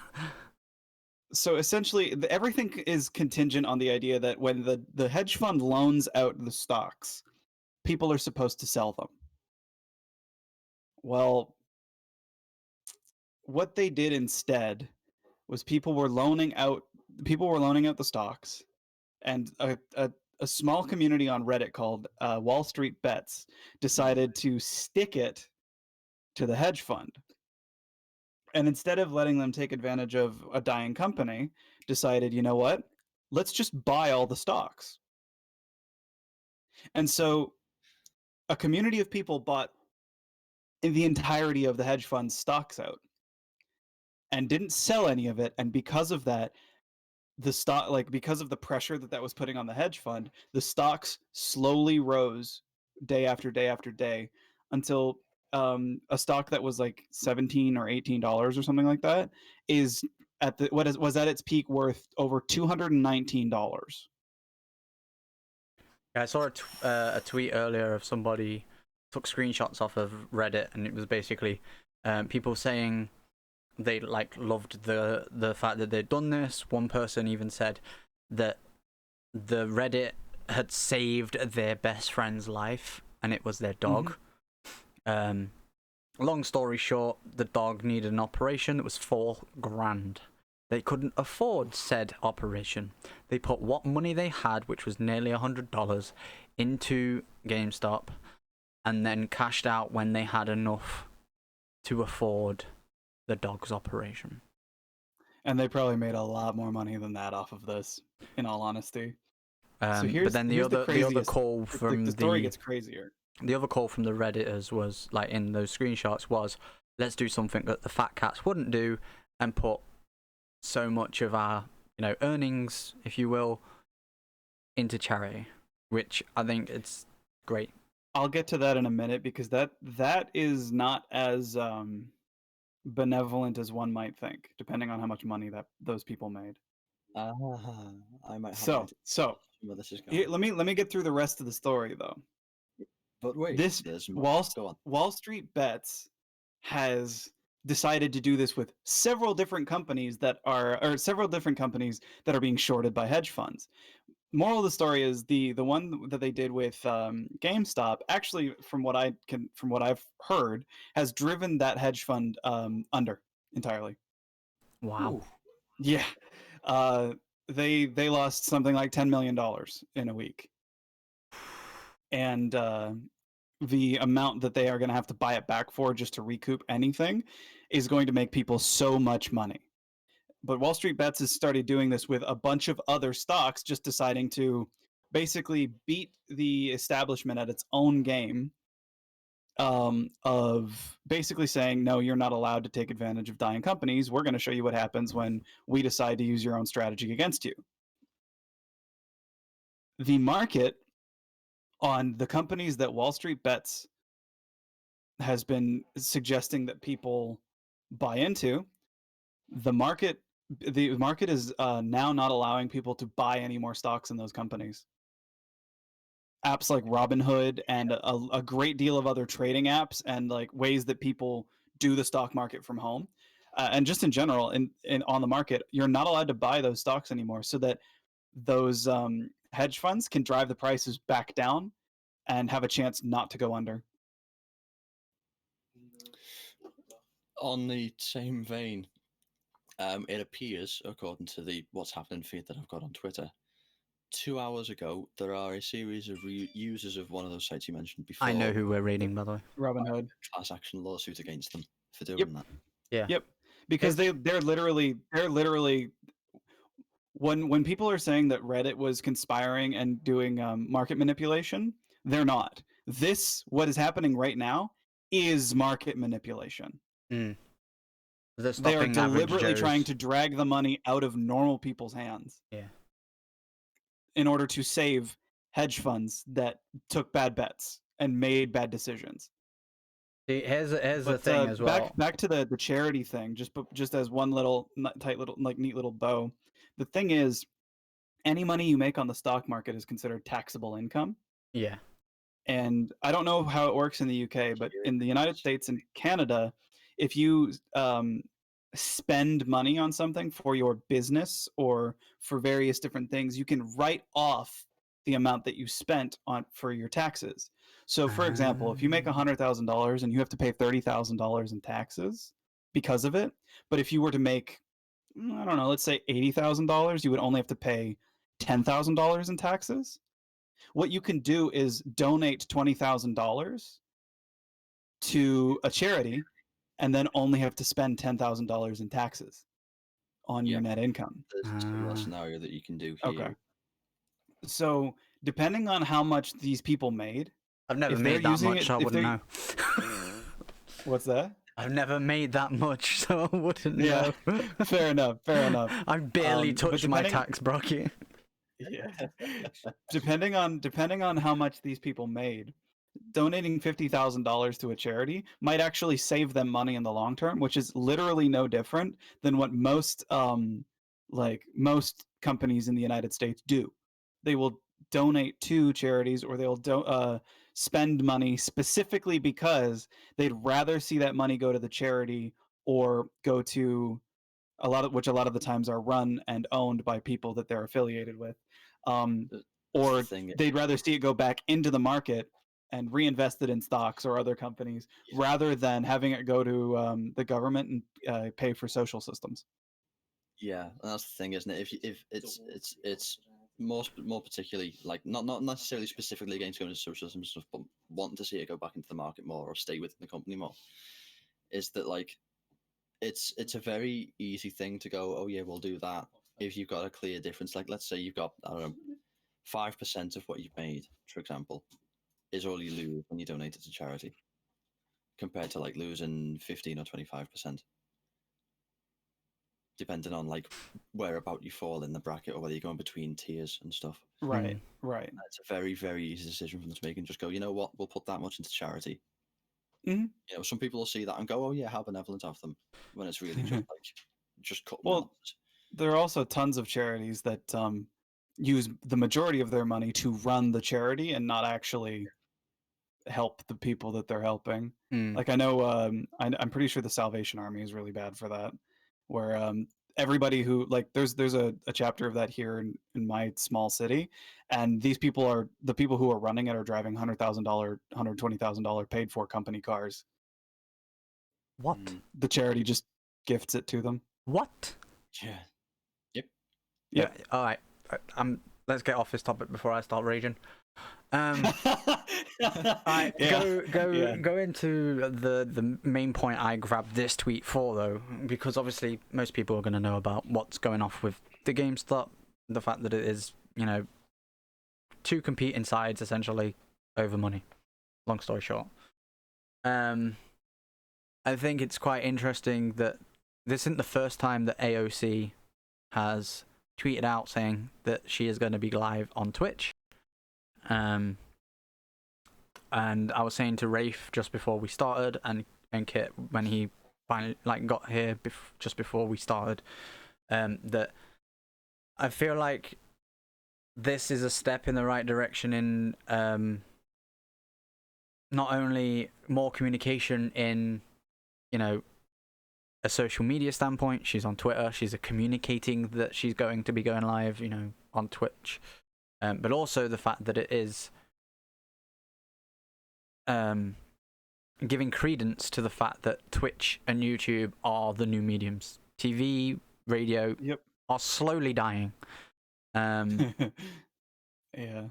they have been for like 15 years at this point. Yeah, basically. and the way I looked at it, and I said this to Rafe, is I think it's a good thing that we've got more political leaders, if you will. I know she's not necessarily a leader, she's just a representative of the Bronx and Queens. Still technically the, you know, political leader for that area, essentially. They're representative in the House of, what's it called? I forget what it's called. Capitol Hill, whatever. I don't know American politics, really, other than, you know, previously we had Trump, and Trump was spouting a load of BS, for the most part. I think this is a good thing, because it gives her not only increased potential contact with her own constituents, you know, people she is in charge of doing her job for, but also the wider world, because Twitch is a worldwide platform. Anyone can go into her chat and, you know, someone could turn around and go like, hey, I'm from India or Pakistan or the UK, Ireland, wherever they may be in the world, and go, I think this is kind of a bad thing that the US is doing right now, and it affects these countries in this way. And then she can go, do you know what? I'm going to research that. I'm going to look into it. I'm going to look into who's responsible for those sort of decisions, blah, blah, blah, blah, blah. And, go through the political proper channels to eventually maybe get decisions overturned. And so therefore, not only is she bettering her own constituents' lives and the lives of the entirety of the US, but then potentially the entire world, because there are issues that they will look at differently because they're from the country that's doing a certain action in comparison to somebody who might jump into a Twitch chat. Now, you're going to get people that are going to come in and be all toxic about it. Ignore them. Ignore them, ban them. People who are respectful. That's what mods are for. Yeah. People who are respectful and give you a honest conversation, that's what you need. So I think thought the that biggest was thing about a it is great that thing. I just feel like it'll give more people access to an understanding of politics that people are not really given, at least in the United States. Yeah. The Same here. The understanding of the political system and its inner workings for the average American, from what I've gathered, is incredibly, incredibly low. And I'm glad that something like this might inspire more people to solve that. Yeah. So I feel that, by extension of having more people with access to like the way that like their system works, right, is that it might change the way that campaigns run. Now, I don't have personal experience watching a lot of the US campaigns and stuff, but from what I've heard, a lot of it seems to be degrade the other party as much as you can. he said, she said. Yeah, because if they don't vote for them, their only other option is us. Basically. During campaigns, that's very much the case, yes. Whereas some of our campaigns, at least the ones that I've actually seen, are sort of a little bit like that, but At the same time, you have to vote for us. Yeah, because we have because we have a multi-party system. This is what we plan to do. So it's like giving us incentive to vote for them rather than saying don't vote for the other people. Yeah. And it means that if they say they're going to do something, we can try and hold them a little bit more accountable to actually doing that. Potentially. But even then, I could see it giving way to a lot of mod abuse. Yeah. Anybody from the altering opinion might just get shut down in the conversation by mods because it'll be easier. Yeah. But we'll see. That we have no idea how this will evolve yet. Yeah. But the thing is that it is starting and it's going to evolve. Is my key point. And I'm glad it is. Speaking of things evolving, obviously we took a quick look at the TWAB. This is the last couple of things I want to mention on the cast, and then we'll get you to sort of give a little outro to where we can find you and stuff like that, Rafe, before we raid. Sure. Quick about. Yeah, so a lot of people, I'm quickly like glancing at my Twitter, obviously not on the stream, that's because I've got the two PCs. A lot of people seem to be kind of upset, more so from the PvP side of Destiny, with the fact that there was no real substance given to PvP, and they did say they are going to focus maps more were upon just it. straight up taken away. Yeah. And then the other thing is, now that I'm part of Favored, and I have mentioned previously in the podcast with Kit, when it was just, I think it was just when it was me and you, Kit, we were on about Favored Friday night fights, which is something that Hathmatics, the clan leader of Favored, puts on. Basically, it's the scrims, right? Yeah, it's basically scrims, but it's you have like your actual. The idea originally behind it was there was going to be a set team of 3 Favored members that would face against rival, like friendly clans. So you'd have like T-Show turn up, Adrift, G1, whoever, and field a team of 3 to fight against Favored every Friday.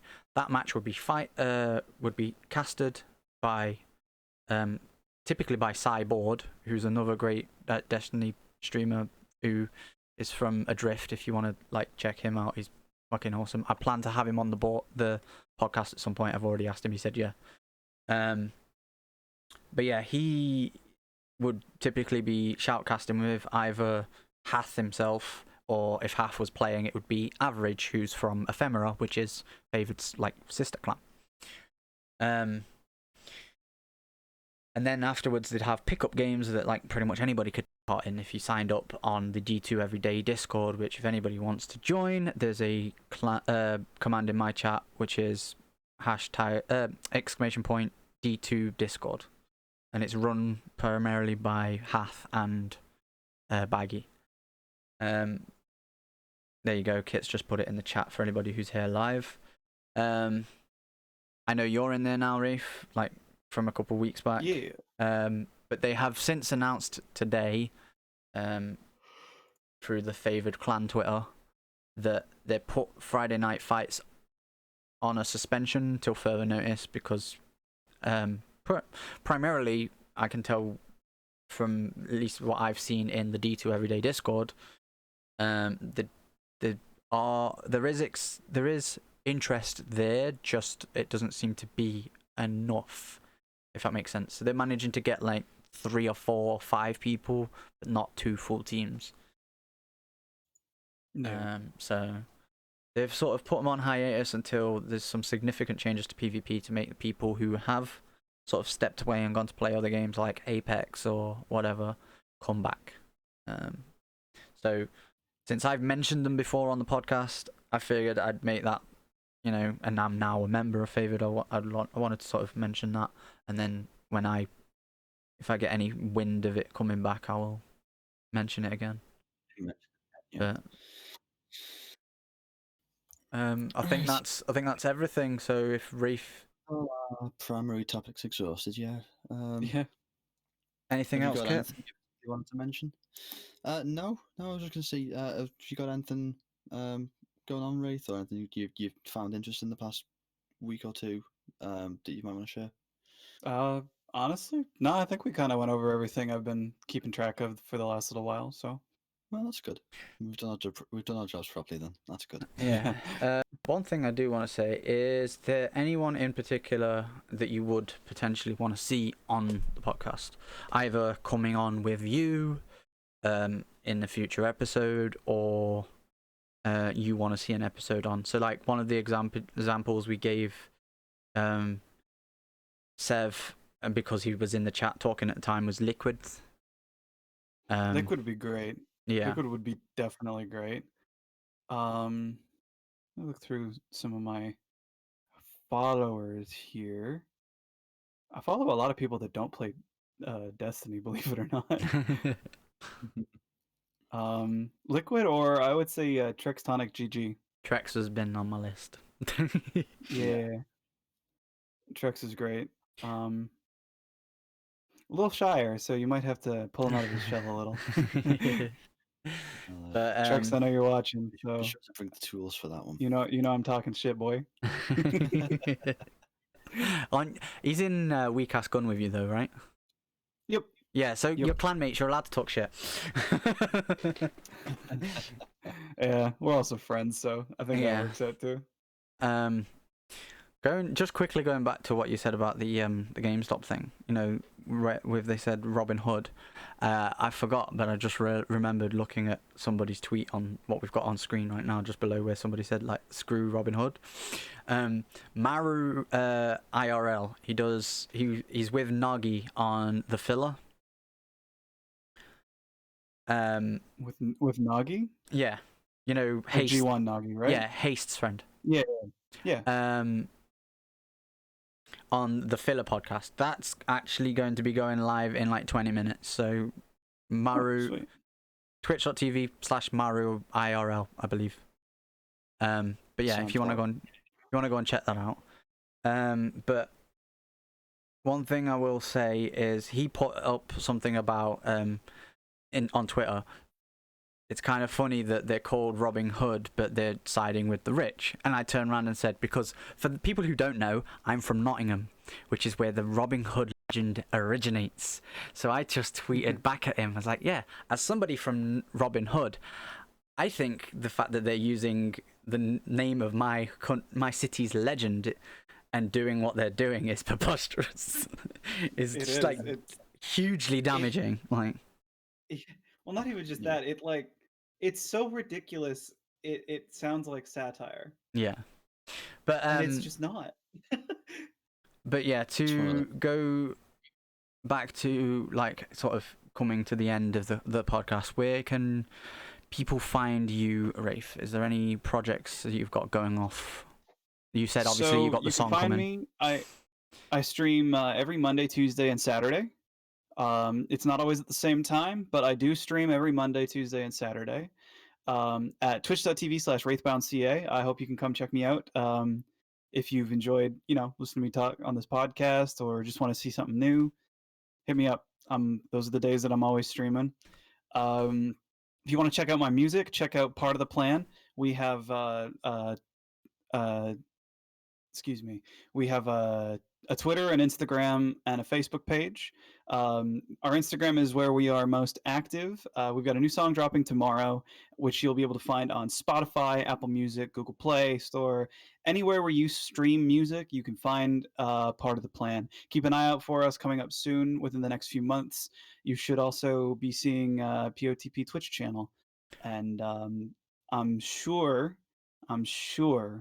everybody who's watching this podcast will have found out about that by the time it dropped. We intend to do a lot of promo for that. That's for sure. Yeah. I mean, I did speak to you that's about... That's basically it for me. That's where you find me. I did say when you mentioned about the fact that POTP might be doing Twitch like as a band, that it'd be great to have you and the guys come on and do a little bit promotion for the channel on the podcast. Sure. So sure, we would love to. That might be your next episode, if you will.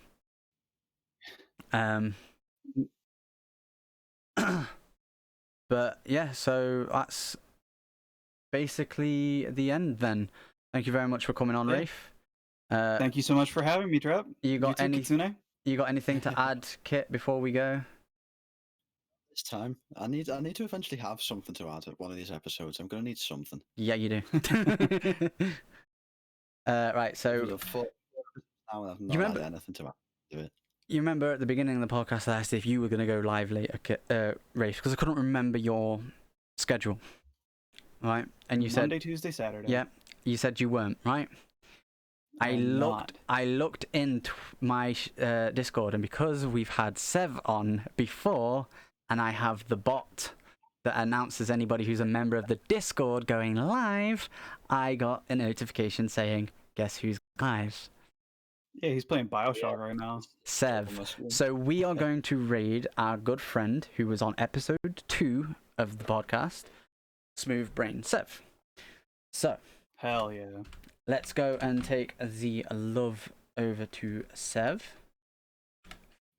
There we go on the smooth side. Go into the smooth side indeed. And I'm sure, since he raided us when he was on here, he's going to appreciate it. So. If anybody is watching this as a VOD on Twitch or on YouTube, appreciate it if you hit the follow button, notification bell if you're on Twitch, or the subscribe and, hit the like button on YouTube. Thank you very much again, Ray, for coming on. And I know I've already said that, but for right now, we'll see you next time. Peace. My pleasure. We'll see you next time. Peace. Laters.